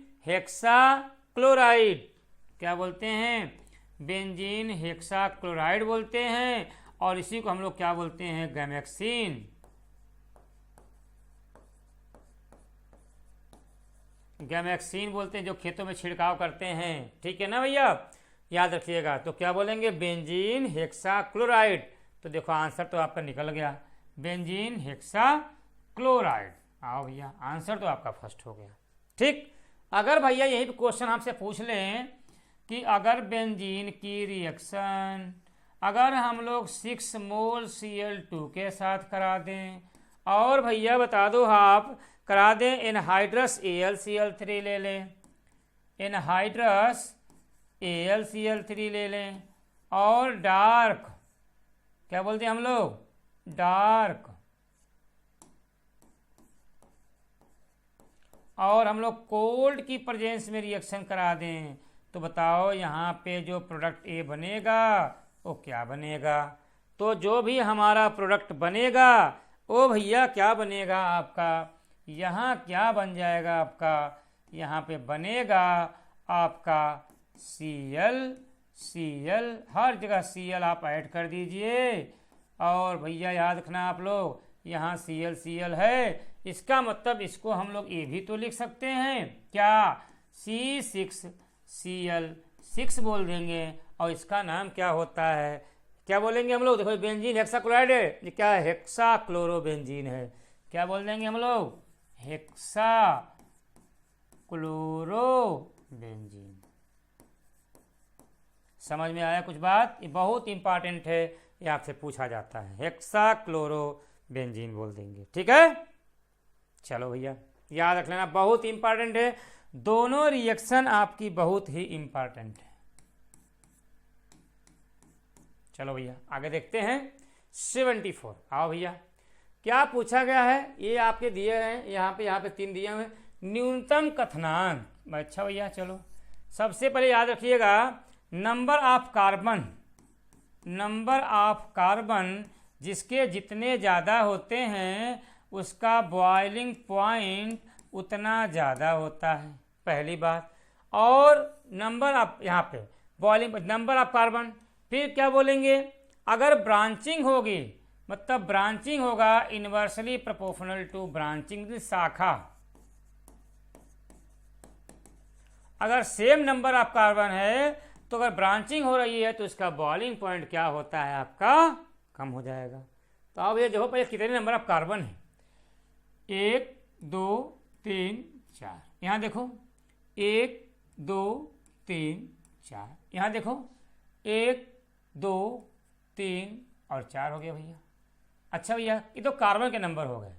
अब देखो भैया यहाँ पे बात करें तो 4 तो सब जगह है, तो यहाँ पे पहले कार्बन पे जुड़ा है, यहाँ पे दूसरे पे जुड़ा है, यहाँ पे तीसरे पे जुड़ गया भैया। अब बताओ अगर ब्रांचिंग ज़्यादा होगी तो बॉइलिंग पॉइंट कम हुआ कि नहीं हुआ? तो जब बॉइलिंग पॉइंट कम हुआ तो किसका सबसे कम हो जाएगा, जिसमें ज़्यादा ब्रांचिंग होगी। तो देखो भैया यहाँ पे क्या थर्ड वाले पे ज़्यादा ब्रांचिंग हो गई है, तो न्यूनतम कथनांक आपका यहीं पे हो जाएगा। तो बताओ आंसर कौन सा हो जाएगा आपका, third is the right answer आपका हो जाएगा। बात समझ में आया कि नहीं आया? चलो भैया आगे बात करते हैं। इसका मतलब जिसमें नंबर ऑफ कार्बन जितने ज़्यादा उसका बॉइलिंग पॉइंट उतना ज़्यादा, लेकिन यहाँ ब्रांचिंग जितना ज़्यादा number of carbon boiling point उसका उतना ही कम हो जाएगा। ठीक है, चलो आओ 75 की बात करें। लास्ट क्वेश्चन हम लोग बात करते हैं। CH3 CH2 Cl की जब हम लोग एथेनॉलिक या CN के यानी ACN के साथ कराएंगे तो A बन गया आपका, और जब इसका हम लोग रिडक्शन कराएंगे तो B बन जा रहा है। पूछ रहा है B क्या होगा, तो यहाँ पे जब एथेनॉलिक के यानी ACN सोडियम साइनाइड के साथ कराएंगे तो यहाँ पे Cl यानी A के साथ निकल जाएगा, और एक न्यूक्लियोफाइल दूसरे न्यूक्लियोफाइल जब रिप्लेस करेगा तो यहाँ पे क्या बन जाएगा आपका CH3 CH2 और क्या बन जाएगा आपका Cn। और जब इसका हम लोग रिडक्शन कराएंगे तो हम इसको ऐसे लिख दें CH3 CH2 और C ट्रिपल बॉन्ड जब N हो जाएगा, और जब इसका हम लोग क्या कराएंगे रिडक्शन, जब हम लोग रिडक्शन कराएंगे तो यहाँ भैया क्या हो जाएगा, पाई बॉन्ड ब्रेक होंगे। और जब यहाँ पे 2 पाई बॉन्ड ब्रेक हो रहे हैं, यहाँ पे देखो एक सिग्मा बॉन्ड है और 2 पाई बॉन्ड है, तो यहाँ पे जब 2 पाई बॉन्ड ब्रेक होंगे तो 2H आपका यहाँ पे और 2H आपका यहाँ पे जुड़ जाएगा।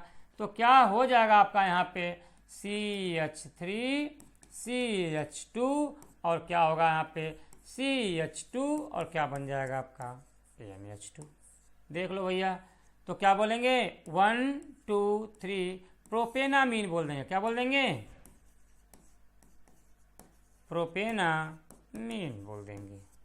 समझ में आई बात? तो मतलब का यहाँ क्या बन जाएगा आपका CH3 CH2 और आपका क्या एक कार्बन और बढ़ जाएगा CH2 और क्या हो जाएगा आपका NH2।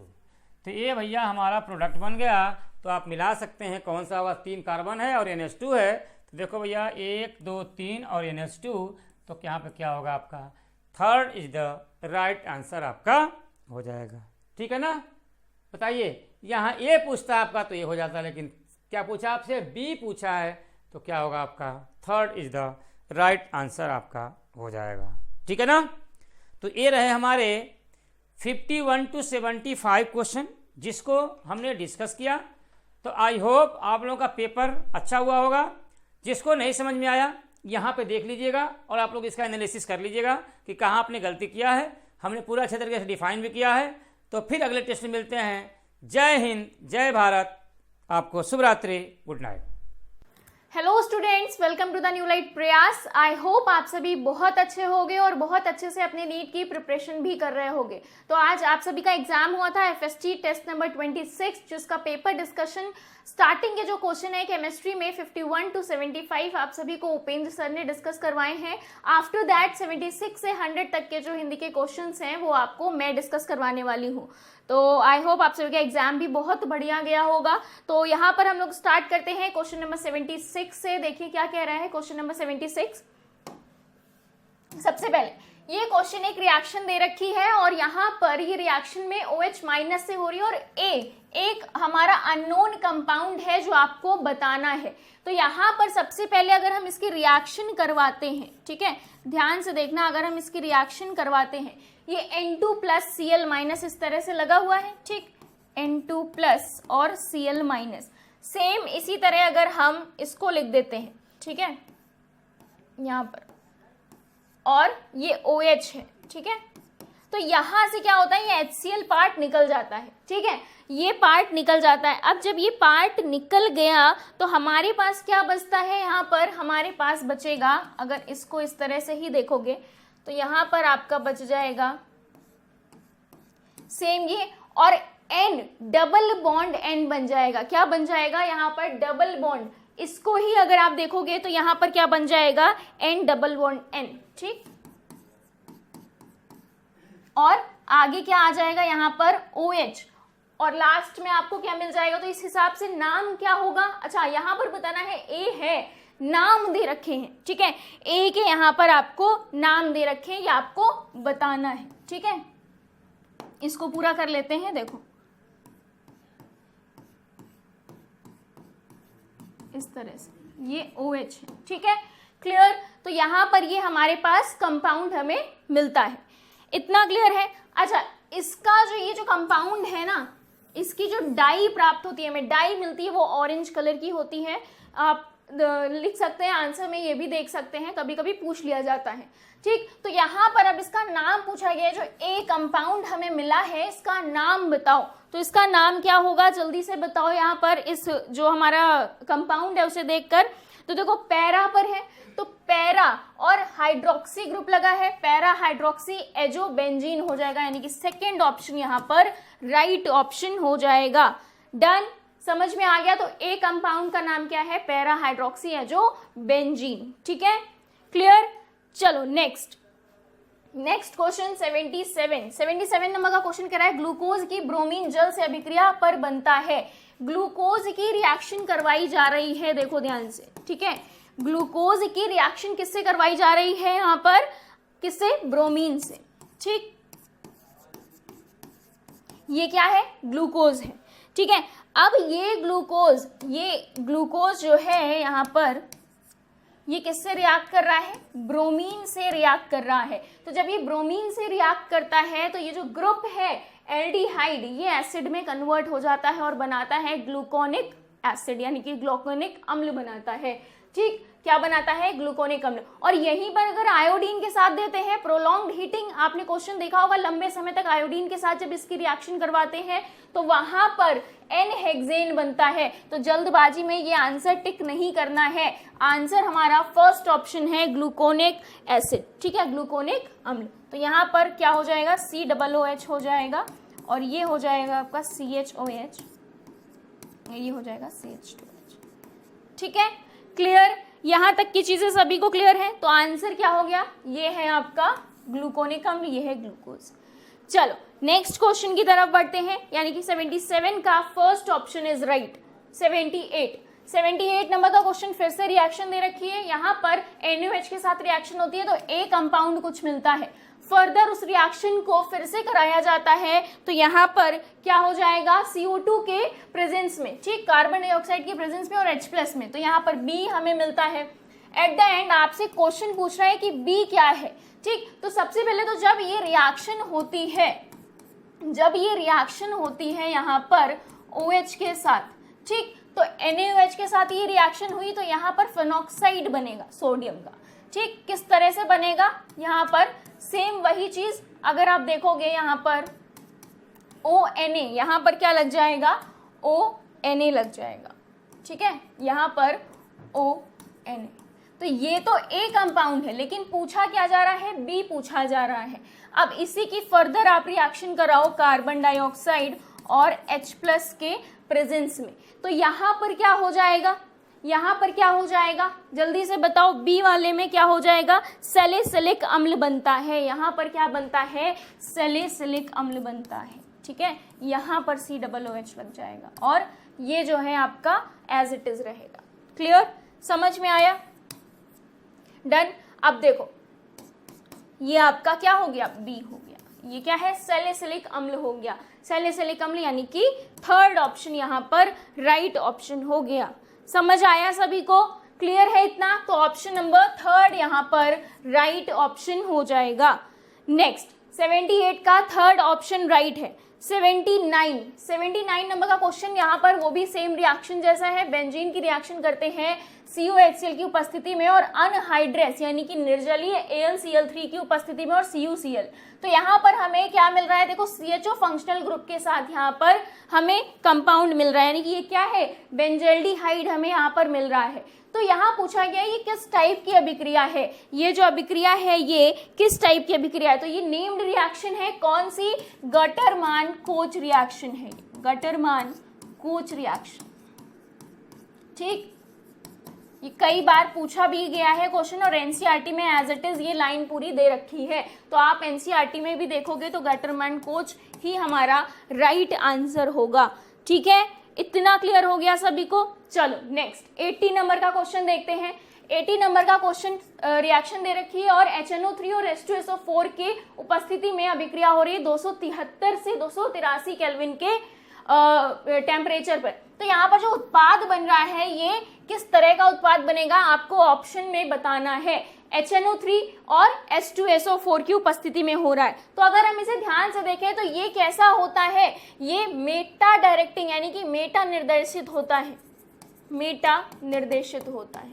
तो अगर हम इस आंसर को यहाँ से देखें, लॉजिक लगाएं, तो हमें कंपाउंड्स में एक यही कंपाउंड है जो मेटा निर्देशित लग रहा है। तो ऑप्शन नंबर यहाँ 80 का क्या हो जाएगा, 1 हो जाएगा। ठीक है, ऑप्शन नंबर 1, बाकी के ऑप्शन यहाँ गलत हो जाएंगे। क्लियर है? चलो नेक्स्ट 81 नंबर का क्वेश्चन देखते हैं जल्दी से। 81 नंबर का क्वेश्चन कह रहा है एसिटिक अम्ल। ठीक है, क्वेश्चन पढ़ो, ये कह रहा है एसिटिक अम्ल व अमोनियम हाइड्रोक्साइड का pKa और pKb मान क्या है, 4.76, 4.75। तो अमोनियम एसिटेट विलयन का pH बताओ। ठीक है, यहाँ पर pH अमोनियम एसिटेट का पूछा गया है। तो फॉर्मूला क्या होता है, 7 + हाफ pKa माइनस pKb। कुछ नहीं करना है, फॉर्मूले में वैल्यू पुट करो।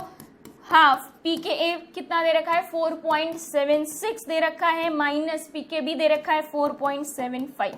ठीक, ये बन गया 0.01, ये 0.01 बन गया, डिवाइड बाई 2 करोगे प्लस 7 कर दोगे तो आपको जो आंसर मिलेगा लमसम 7.005 मिलेगा। ठीक है, 7.005 कहाँ पर है, ऑप्शन नंबर 2 में है, यानी कि ये option number 2 is right option. ठीक है, ऑप्शन नंबर 2 यहाँ पर राइट आंसर हो जाएगा। नेक्स्ट 82 नंबर का क्वेश्चन देखते हैं। 82 नंबर का क्वेश्चन कह रहा है यदि जलवाष्प को आदर्श गैस माने। ठीक है, अगर जलवाष्प की बात हो रही है यानी कि यहाँ पर H2O लिक्विड, ठीक है, जो वेपर है उसकी बात हो रही है। अब ये कह रहा है यहाँ पर अगर इसे आदर्श गैस माने तो एक बार दाब व 100 डिग्री सेल्सियस ताप पर 1 मोल जल का मोलर एंथैल्पी परिवर्तन यानी कि डेल्टा H बोल रहा है, ये कितना है, 41 किलो जूल मोल इनवर्स है। ठीक, तो एक बार दाब व 100 डिग्री सेल्सियस ताप पर 1 मोल जल का आंतरिक ऊर्जा परिवर्तन बताओ, यानी कि डेल्टा U ये यहाँ पर पूछ रहा है। तो इसके लिए फॉर्मूला आप सभी को पता है, delta H is equals to delta U plus delta NG और क्या हो जाता है RT, डेल्टा NG RT। ठीक, आपको फाइंड क्या करना है, डेल्टा U फाइंड करना है। इसको इधर ले गए तो यहाँ पर क्या हो गया, डेल्टा H माइनस में हो गया ये। ठीक है, ये माइनस में आ गया, डेल्टा NG RT। अब सबकी वैल्यू उठाकर रख दो, ये हो गया 41। ठीक है, ये दे रखा है 41 माइनस डेल्टा NG क्या है, अगर आप निकालोगे रिएक्शन से इसकी तो यहाँ पर 1 आ जाएगा। ठीक है, फिर RT की वैल्यू R कितना है 8.31 किलो जूल में निकालना है, 10⁻³ लगा दिया। T कितना है 100 डिग्री सेल्सियस केल्विन में रखना है, तो 273 में 100 ऐड कर दो, कितना हो गया 373। ठीक है, तो जब आप इसे सॉल्व करोगे तो you will get the value of 37 something. ठीक, 904 यहाँ पर किलो जूल मोल इनवर्स में आंसर आपको मिल जाएगा। तो ऑप्शन मैच कर लो, फर्स्ट ऑप्शन यहाँ पर राइट हो जाएगा। ठीक है, first option is the right answer. Clear? तो बाकी के ऑप्शन यहाँ गलत होते हैं। 83 नंबर का क्वेश्चन कह रहा है 2s कक्षक के लिए त्रिज्यीय नोड्स बताओ। त्रिज्यीय नोड्स के लिए जो फॉर्मूला होता है वो होता है n माइनस l माइनस 1। ठीक, तो n और l कैसे फाइंड करोगे, 2s दे रखा है, 2s का मतलब यहाँ पर ये n हो गया और s l हो गया। l का मान क्या हो जाएगा, s के लिए 0 हो जाएगा। तो यहाँ n का मान रखो 2, यहाँ रखो 0, यहाँ रखो -1, 2 - 1 यानी कि 1 आ गया। ठीक है, तो आंसर क्या हो गया, थर्ड ऑप्शन यहाँ पर राइट ऑप्शन हो गया। क्लियर, इतना समझ में आया सभी को? तो ऑप्शन नंबर थर्ड 83 का राइट है। नेक्स्ट 84 नंबर का क्वेश्चन कह रहा है प्रथम कोटि अभिक्रिया हेतु लॉग R0/R वर्सेस टाइम सही ग्राफ बताना है। R0/R और टाइम के बीच में आपको ग्राफ बताना है। तो आप सभी को ये तो पता है t = 2.303 अपॉन क्या होता है यहाँ पर k लॉग और R0/R। ठीक, ये सभी को पता है। क्लियर, अब देखो यहां से अगर हम सिर्फ इतने को देखें तो हमारी वैल्यू क्या बन जाएगी, हमारी वैल्यू बन जाएगी KT/2.303, ये वैल्यू बनेगी। अब अगर हम स्लोप देखें इक्वेशन से तो स्लोप बनता है y = mx, तो स्ट्रेट लाइन हमें मिलेगा। तो स्ट्रेट लाइन यहाँ पर फोर्थ ऑप्शन है, बाकी के ऑप्शन यहाँ गलत हो जाएंगे। ठीक है, ये स्लोप हमें मिलेगा जब हम इनके बीच में ग्राफ बना रहे होंगे। ठीक, इस तरह से। तो ऑप्शन नंबर 4 यहाँ पर राइट ऑप्शन हो जाएगा। क्लियर, चलो नेक्स्ट 85 नंबर का क्वेश्चन देखते हैं। यहाँ पर एक कॉम्प्लेक्स, एक संकर दे रखा है NiCO4 की ज्यामिति और चुंबकीय व्यवहार आपको बताना है। सबसे पहले अगर हम देखें जो CO होता है ये एक प्रबल क्षेत्र लिगेंड होता है। ये कैसा होता है, प्रबल क्षेत्र लिगेंड होता है।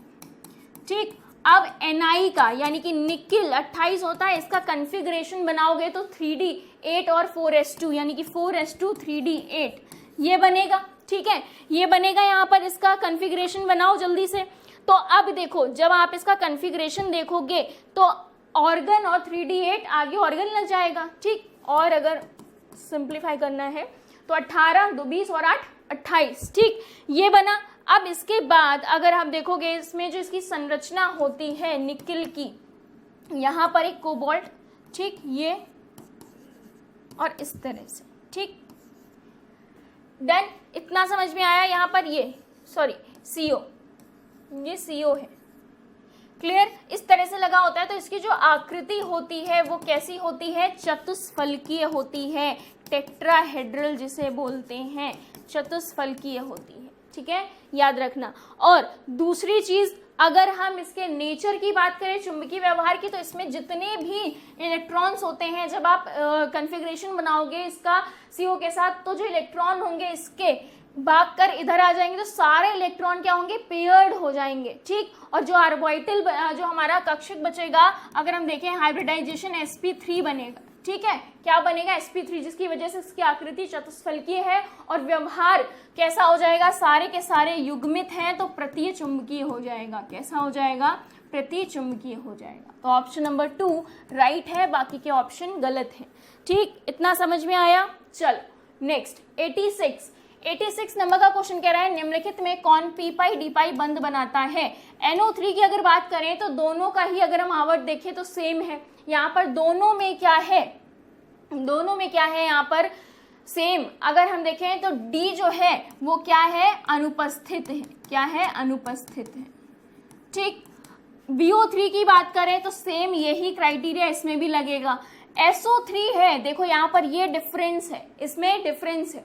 ठीक, तो यहाँ पर आपका p-पाई और d-पाई बंध बनेगा। तो थर्ड ऑप्शन यहाँ पर राइट हो जाएगा, बाकी के ऑप्शन गलत हो जाएंगे। क्लियर, इतना समझ में आ गया। नेक्स्ट 87 नंबर का क्वेश्चन क्या कह रहा है, निम्नलिखित में कौन उत्पाद की अधिकतम निर्माण के पक्ष में विकल्प है। तो यहाँ पर एक रिएक्शन दे रखी है और बोला जा रहा है डेल्टा H का मान -x किलो जूल दे रखा है। यह अभिक्रिया किस तरह की होगी, यह अभिक्रिया होगी ऊष्माक्षेपी। ठीक, अब जो ला सातल्य नियम जो होता है वो क्या बोलता है, उसके अकॉर्डिंग अगर हम देखें तो वो बोलता है कि कम ताप और उच्च दाब पर, ठीक है, कम ताप व उच्च दाब पर यह अभिक्रिया होगी। ठीक है, तो यानी कि अधिकतम निर्माण होगा किसका, उत्पाद का, ठीक है, अधिकतम उत्पाद का निर्माण होगा। तो आंसर क्या हो जाएगा यहाँ पर, थर्ड ऑप्शन, कम ताप और उच्च दाब। बाकी के ऑप्शन यहाँ गलत हो जाएंगे। इतना क्लियर है सभी को? तो 87 का क्या हो गया, थर्ड ऑप्शन, 87 का थर्ड ऑप्शन। 88 नंबर का क्वेश्चन मैचिंग का है। कॉलम ए में दिए गए कुछ ऑक्साइड है, ठीक है, ये कॉलम ए है जिसमें ऑक्साइड दे रखे हैं, और कॉलम 2 में ऑक्साइड के प्रकार दे रखे हैं, ठीक। ये अब बोल रहा है कि सही मिलान करें। तो कॉलम ए में सबसे पहले है Pb3O4, Pb3 और O4 अगर हम देखें तो ये बना है PbO प्लस यहाँ पर ये बन जाएगा Pb2 और O3, ठीक। तो ये एक प्रकार का कैसा ऑक्साइड है, ये मिश्रित ऑक्साइड होता है, इसको याद कर लो, हमेशा काम आएगा, ठीक है। ये कैसा ऑक्साइड होता है, ये मिश्रित ऑक्साइड होता है। तो ए का क्या हो गया, फोर्थ। अब ऑप्शंस की तरफ अगर देखो तो ए का फोर्थ सिर्फ 2 ऑप्शन हैं जो बता रहे हैं, बाकी के ऑप्शन गलत हो गए। अब बी का अगर हम देखें तो बी का सेकंड होना चाहिए, यहाँ पर थर्ड है, तो कोई एक जो है फर्स्ट या थर्ड में होगा हमारा राइट आंसर। तो सेकंड बी क्या है, N2O। N2O एक प्रकार का, N2O हो गया, NO हो गया, ये सब कैसे होते हैं, ये न्यूट्रल होते हैं, उदासीन ऑक्साइड होते हैं, ठीक है। कैसे ऑक्साइड होते हैं, उदासीन ऑक्साइड होते हैं। क्या हो गया, तो बी का क्या हो गया, फर्स्ट, बी का फर्स्ट। अब देखो कहां पर है, बी का फर्स्ट सेकेंड में है, यानी कि सेकेंड ऑप्शन ही राइट है, बाकी मैच करने की तो जरूरत ही नहीं पड़ी, ठीक है, बाकी मैच करने की जरूरत नहीं पड़ी। तो क्या हो गया, 88 का second option is right option, ठीक है। नेक्स्ट 89 अगर हम देखें, अब 89 की अगर हम बात करें तो यहां पर देखो, ये कह रहा है एक हाइड्रोकार्बन ए दे रखा है, ठीक है, कोई हाइड्रोकार्बन है ए। अब ब्रोमीन के साथ ये रिएक्ट करता है, ठीक है, ये कैसे, ब्रोमीन के साथ ये रिएक्ट करता है, क्रिया करके ये क्या कर रहा है, एल्किल ब्रोमाइड बना रहा है, यानी कि कुछ ABr समथिंग बन रहा है, ठीक है, एल्किल यहाँ पर ब्रोमीन बन रहा है। क्लियर, इस तरह से लिख सकते हैं RBr, एल्किल ब्रोमाइड। ये कह रहा है वुड्स अभिक्रिया द्वारा गैसीय हाइड्रोकार्बन में परिवर्तित हो जाता है। अब क्या हुआ, इसका वुड्स अभिक्रिया कराई गई और ये गैसीय हाइड्रोकार्बन में परिवर्तित हो जाता है। हाइड्रोकार्बन जो 4 से कम कार्बन रखता है, तो ए क्या है, अब वो जो हाइड्रोकार्बन बना है वो 4 से कम कार्बन रखता है। 4 से कम यानी कि 1 होगा, 2 होगा या 3 होगा या 4, तो 4 से कम है यानी कि पॉसिबिलिटी 1 की है, 2 की है और 3 की है। और हम सबको पता है वुड्स अभिक्रिया इवन होती है, यानी कि 2 हुई, क्या हो गई, 2 हो गई। तो ये और ये तो कैंसल आउट हो गए, ठीक है। तो यहाँ पर क्या हो गया, C2 होने चाहिए, तो उस हिसाब से जो हमारा कंपाउंड है वो CH3CH3 होगा, ठीक है, वो क्या होगा, ये कंपाउंड बनेगा, ठीक है। कौन सा कंपाउंड बनेगा यहाँ पर हमारा, अगर हम देखें इस कंपाउंड की बात करें तो हमें जो कंपाउंड मिलेगा वो क्या मिल जाएगा, हमें जो एल्किल हैलाइड की वुड्स अभिक्रिया कराएंगे तो हमें यहाँ पर मिल जाएगा ये कंपाउंड। अब ये कह रहा है तो ए क्या है, अब ये पूछ रहा है तो ए क्या है ये बताओ। तो ए क्या आ गया, ए आ गया यहाँ पर मिथेन, क्या आ गया, ए मिथेन आ गया, ठीक है। Option number 4 is right. A क्या है, CH4 है, ए क्या है, CH4 है। क्लियर, ये समझ में आ गया।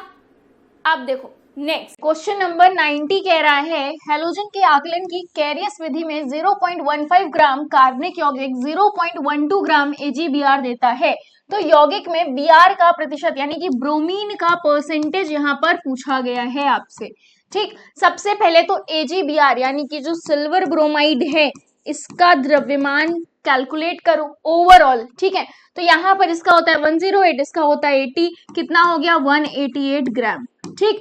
अब यहाँ पर 188 ग्राम यानी कि 188 ग्राम AgBr में Br कितना है, ब्रोमीन कितना है, 80 ग्राम है, कितना है, 80 ग्राम है।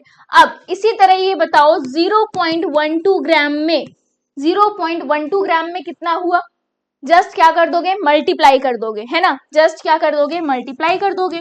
तो यहाँ 0.12 और डिवाइड बाय कितना है कार्बनिक यौगिक 0.15 है, ठीक है, कितना है 0.15। अब यहाँ पर इंटू करो 100।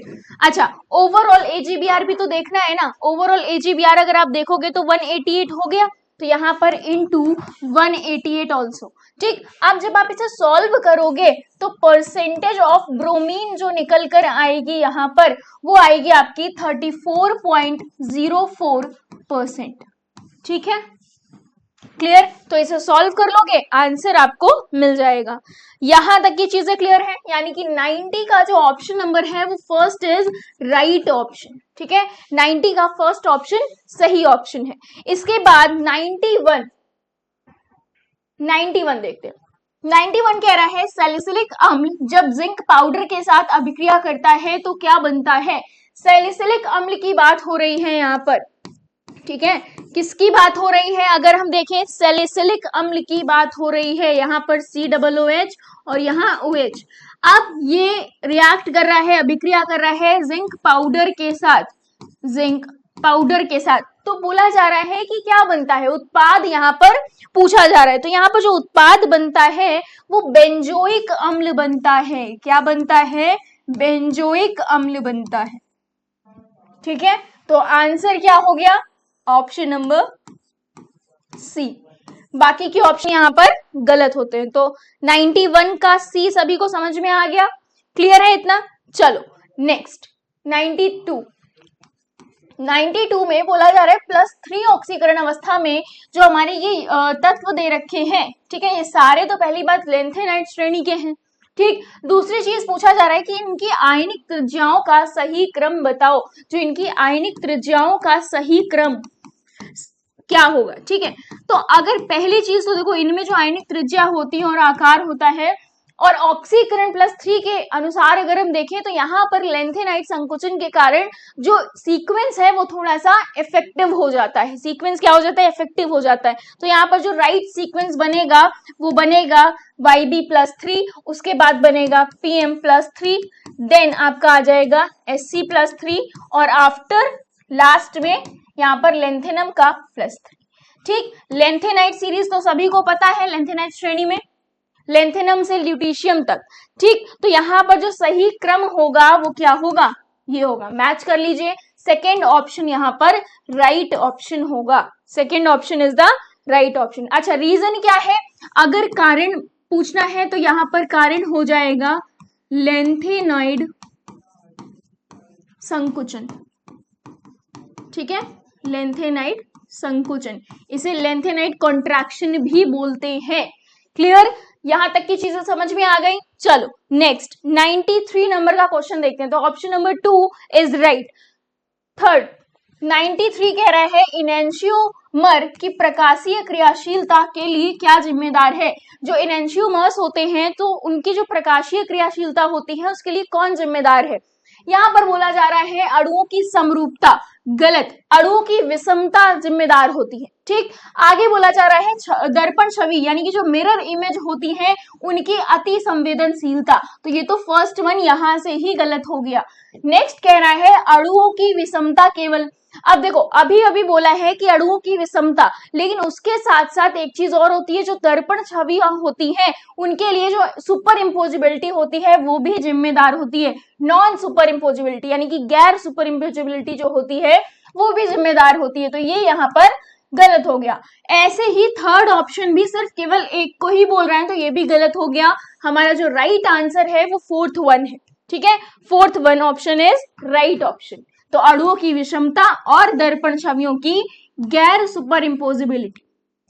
ठीक है, तो option number 4 is right option. Next 94 में बोल रहा है कौन सा वाक्य गलत है। यहाँ पर 4 स्टेटमेंट आपको दे रखे हैं, पढ़ो कौन कौन सा है। फर्स्ट कह रहा है पतली परत वर्ण लेखन अधिशोषण वर्ण लेखन का एक प्रकार है। ठीक है, एनसीईआरटी की लाइन में ही लिखा हुआ है जो पतली परत वर्ण लेखन होता है वो अधिशोषण वर्ण लेखन का ही एक प्रकार होता है। तो गलत बताना है, तो ये तो सही है, आंसर नहीं होगा।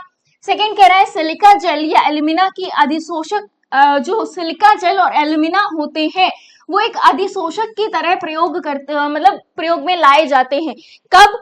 जो पतली परत वर्ण लेखन होता है उनमें। ये लाइन भी एनसीईआरटी में लिखी हुई है। ठीक, तो ये भी हमारा गलत आंसर हो गया। थर्ड कह रहा है विभेदी निष्कर्षण जो होता है उसमें यौगिकों की जो विलयता होती है उसके अंतर के आधार पर उनको अलग किया जाता है, पृथक किया जाता है। ठीक, तो ये भी सही है लेकिन ऑप्शन हमारा गलत पूछा गया है। फोर्थ वन कह रहा है सल्फाइड लवण का सोडियम निष्कर्ष लेड एसीटेट से क्रिया करके पीला अवक्षेप देता है।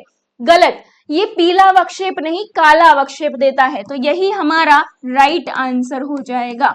ठीक है, काला अवक्षेप देता है। Fourth one is right option. Clear, इतनी चीजें यहां तक के क्वेश्चंस क्लियर है। नेक्स्ट 95 नंबर का क्वेश्चन कह रहा है आणविक सूत्र C3H6 के लिए संभव संरचनात्मक समावयवी अचक्रीय भी हो तो भी और चक्रीय हो तो भी उनकी कुल संख्या आपको बतानी है। तो आणविक सूत्र क्या है? C3H6 है। क्या है? C3H6 है। तो सबसे पहले एक तो हमें जो मिलेगा CH3, फिर यहां पर जो दूसरा मिलेगा हमें यहां पर CH3CH और ये डबल बॉन्ड CH2, दूसरा चक्रीय मिलेगा। ठीक है, दूसरा कैसा होगा? चक्रीय होगा। कैसे? यहां पर देखो कुछ इस तरह से। ठीक, तो कितने हो गए यहाँ पर आणविक सूत्र इसके लिए संभव संरचनात्मक समावयवी कितने हो गए? 2 हो गए। कितने हो गए? 2। तो आंसर क्या हो गया? 95 का second option is right option. बाकी के ऑप्शन यहाँ पर गलत हो गए। क्लियर है? नेक्स्ट 96 नंबर के क्वेश्चन पर चलते हैं। ये बोल रहा है दिए गए क्वांटम संख्या समूह से इलेक्ट्रॉनों को ऊर्जा के घटते हुए क्रम में व्यवस्थित करें। ठीक है, तो आप सभी को पता है जब भी हम इलेक्ट्रॉनों की ऊर्जा की बात करते हैं यानी कि एनर्जी की बात करते हैं तो वो ऑलवेज क्या होती है? अनुक्रमानुपाती होती है। किसके? N+L, जिसे N+L नियम भी बोलते हैं। ठीक है, अगर N+L का मान बराबर आ जाए किसी भी कंडीशन में, ठीक है, तो तब हम क्या करते हैं? तब E जो होता है वो अनुक्रमानुपाती होता है N के, यानी कि मुख्य क्वांटम संख्या के। ठीक है, तो इस वाले रूल को याद रखना है। अब यहां पर सबसे पहले तो N+L नियम लगाते हैं। सबसे पहले यहां देखो 4 और 2 6। नेक्स्ट ये हो गया 4 और 0 4, 3 2 5, 3 1 4। ठीक, तो हमें N+L से ये तो पता चल गया कि फर्स्ट वाले की जो ऊर्जा है वो ज्यादा होगी। ठीक है, फर्स्ट वाले की, लेकिन पहचानो अब ये क्या है। तो सबसे पहले इनकी पहचान लिखो। N बराबर 4 है और L बराबर 2। L के मान आप सभी को पता है 0 1 2 3 एंड सो ऑन। क्या होता है इसके लिए? S P D and F। ठीक, तो 2 बोल रहा है यानी कि D, 4D की सबसे ज्यादा होगी। फिर उसके बाद थर्ड ऑप्शन पर आ जाओ 5, क्योंकि ये डायरेक्टली प्रोपोर्शन है N+L के। 5 के लिए देखोगे तो 3D हो जाएगा क्योंकि L बराबर 2 है। इसी तरह अगर आप देखो 4 और 4, सेकेंड और फोर्थ को देखो तो यहाँ पर देखो N+L बराबर है, इक्वल है। तो अब हम क्या करेंगे? अब N को देखेंगे। तो यहाँ पर N देखो किसके लिए है? 3 है और एक 4 है। तो हम सेकेंड वन के साथ यहाँ पर प्रोसीड करेंगे। तो सेकेंड वन क्या हो जाएगा? 4s। आफ्टर दिस क्या बनेगा? 3p। तो यही सही सीक्वेंस होगा ऊर्जा के क्रम का, घटता हुआ क्रम। ठीक है, समझ आया? अब ऑप्शंस मैच कर लो, कौन सा ऑप्शन सही होगा। देखो ऑप्शन में फर्स्ट ऑप्शन ही हमें राइट आंसर लग रहा है, तो फर्स्ट ऑप्शन यहाँ पर राइट हो जाएगा। क्लियर? इतना समझ में आ गया सभी को? तो 96 का जो आंसर होगा वो फर्स्ट ऑप्शन होगा। डन। चलो नेक्स्ट। अब नेक्स्ट क्वेश्चन 97 क्या कह रहा है? जो अनाबंधी आणविक कक्षक होते हैं यानी कि नॉन बॉन्डिंग ऑर्बिटल जो होते हैं उनमें बोल रहा है कि इनमें से किसमें अयुग्मित इलेक्ट्रॉन उपस्थित होंगे। ठीक है, आपको बताना है किसमें अयुग्मित इलेक्ट्रॉन होंगे। तो आपको सबका यहाँ पर कॉन्फ़िगरेशन देखना पड़ेगा। कैसे? O2 के लिए देखो तो sigma 1s, sigma star 1s, sigma 2s, sigma star 2s। ठीक, फिर आएगा सिग्मा 2pz, फिर आएगा पाई 2px बराबर पाई 2px। ठीक है, pi 2px is equals to pi 2py। फिर क्या आ जाएगा? स्टार अनाबंधी के लिए पाई स्टार 2px बराबर पाई स्टार 2py। वाई। ठीक है, समझ आया। अब इलेक्ट्रॉन की फिलिंग स्टार्ट कर दो, यहां पर 2 फिर 2, कितने हो गए, 2 2 4 2 6 2 8, ठीक, 2 10, यहां पर 12 13 और 14 और 15 16, यानी कि अनाबंधी में अयुग्मित इलेक्ट्रॉनों की संख्या कितनी हो गई, 2 हो गई। कितनी हो गई, 2। तो O2 के लिए यहां पर आंसर हमारा राइट होगा। बाकी ऑप्शन यहीं से ही पता चल जा रहा है क्या है, गलत है। ठीक है, बाकी ऑप्शन यहीं से ही पता चल गया क्या है, गलत है। नेक्स्ट क्वेश्चन की तरफ बढ़ते हैं। 98 नंबर का क्वेश्चन कह रहा है अभिक्रिया x प्लस वाई से z प्लस ए मिल रहा है और यहाँ पर प्लस क्यू के लिए एंट्रोपी परिवर्तन धनात्मक है। अब ये कह रहा है एंट्रोपी परिवर्तन यानी कि डेल्टा एस क्या है, पॉजिटिव है। फिर ये कह रहा है तो अभिक्रिया कैसी होगी, तो डेल्टा एच जो होगा यहाँ पर वो निगेटिव होगी। अब आपने एक फॉर्मूला पढ़ रखा है delta G is equals to delta H और माइनस टी डेल्टा एस। अब यहां से अगर आप रिलेशनशिप निकालोगे तो ये जो अभिक्रिया है जिसमें एंट्रोपी परिवर्तन क्या है, धनात्मक है, तो डेल्टा जी की अगर हम बात करें तो ये सभी ताप पर क्या हो जाएगी, संभव होगी अभिक्रिया, सभी ताप पर संभव होगी। ठीक है, सभी ताप पर संभव हो जाएगी। इतना क्लियर है। तो 98 का जो आंसर है वो क्या है, 4th वन है। क्या है, 4th वन है।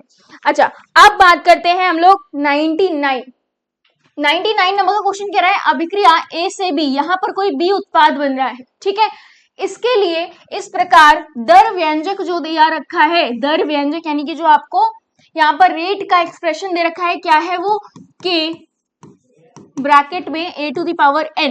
ठीक, अब इस तरह से इसे दर्शाते हैं, बोल रहा है कि यदि एक ही सांद्रता व समय के बीच निम्न ग्राफ है तो n का मान बताओ।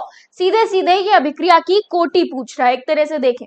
ठीक है, तो यहाँ पर n का मान आपको बताना है, सांद्रता और समय के बीच में आपको ग्राफ दे रखा है। तो सबसे पहले क्या करोगे, यहाँ पर dA अपॉन dt, ठीक, इज इक्वल्स टू क्या है, k है, इज इक्वल्स टू क्या है, k। अब यहां पर dA is equals to k dt हो गया। ये कैसे हो गया, k dt हो गया। अगर हम सिर्फ a के लिए देखें, सिर्फ a के लिए देखें तो ये माइनस k t प्लस यहाँ पर a नॉट। ये एक्सप्रेशन किसके लिए होता है, याद करो, ये एक्सप्रेशन यहाँ पर किसके लिए होता है, जो हमारी शून्य कोटि की अभिक्रिया होती है। अगर हम स्लोप देखें y बराबर mx प्लस c, इस स्लोप से अगर हम देखेंगे तो यहाँ पर ये इस तरह का स्लोप हमें मिलेगा डिक्रीजिंग ऑर्डर। ठीक है, तो यहाँ पर n का मान जो आएगा वो आ जाएगा शून्य। क्या आ जाएगा, शून्य आ जाएगा। क्लियर, इतना समझ में आया। तो ये n जो है एक तरह से 0 है। डन, समझ आया। तो 99 का फर्स्ट ऑप्शन यहाँ पर राइट ऑप्शन होगा। क्लियर, बाकी के ऑप्शन गलत। नेक्स्ट, अब 100 नंबर का क्वेश्चन, लास्ट क्वेश्चन क्या कह रहा है, CH3Mgx की जो अभिक्रिया हो रही है वो किससे हो रही है। देखो यहाँ पर पहले तो एक करेक्शन है, ये जो है आपका CH3C और ये यहाँ पर हो जाएगा ट्रिपल बॉन्ड CH। ठीक है, सबसे पहले तो ये करेक्शन कर लो। अब उसके बाद यहाँ पर जब आप इसकी अभिक्रिया से कराओगे, करेक्शन क्या है यहाँ पर, जब आप इसकी अभिक्रिया कराओगे तो देखो सबसे पहले तो हमें मिथेन मिलेगा, इतना तो पता है। ठीक, लेकिन करेक्शन देख लेना, CH3C ट्रिपल बॉन्ड CH है। क्लियर, अब देखो, अब इसकी अभिक्रिया करा देते हैं, CH3Mgx plus CH3C triple bond CH। अब क्या होगा, ये जो H है ये H उठकर यहां चला जाएगा और बना क्या लेगा, मिथेन बना लेगा। तो आंसर हमें मिल गया। यहाँ पर क्या पूछ रहा था कि इससे क्रिया करने पर क्या मिलता है, तो ये वाला H उठकर इधर चला गया, तो ये जो मेथिल है ये क्या बन गया, CH4 में कन्वर्ट हो गया। तो आंसर क्या हो गया हमारा, 4th वन, यानी कि मिथेन। ठीक है, methane is the right answer for this question. तो यानी कि जो 100 तक के क्वेश्चंस थे उनका डिस्कशन यहाँ पर खत्म होता है। स्टार्टिंग की क्वेश्चन का डिस्कशन आपको उपेंद्र सर ने करवाया था। ऐसे ही हम लोग नेक्स्ट डिस्कशन में मिलते रहेंगे। तब तक के लिए बाय बाय, टेक केयर और थैंक यू सो मच।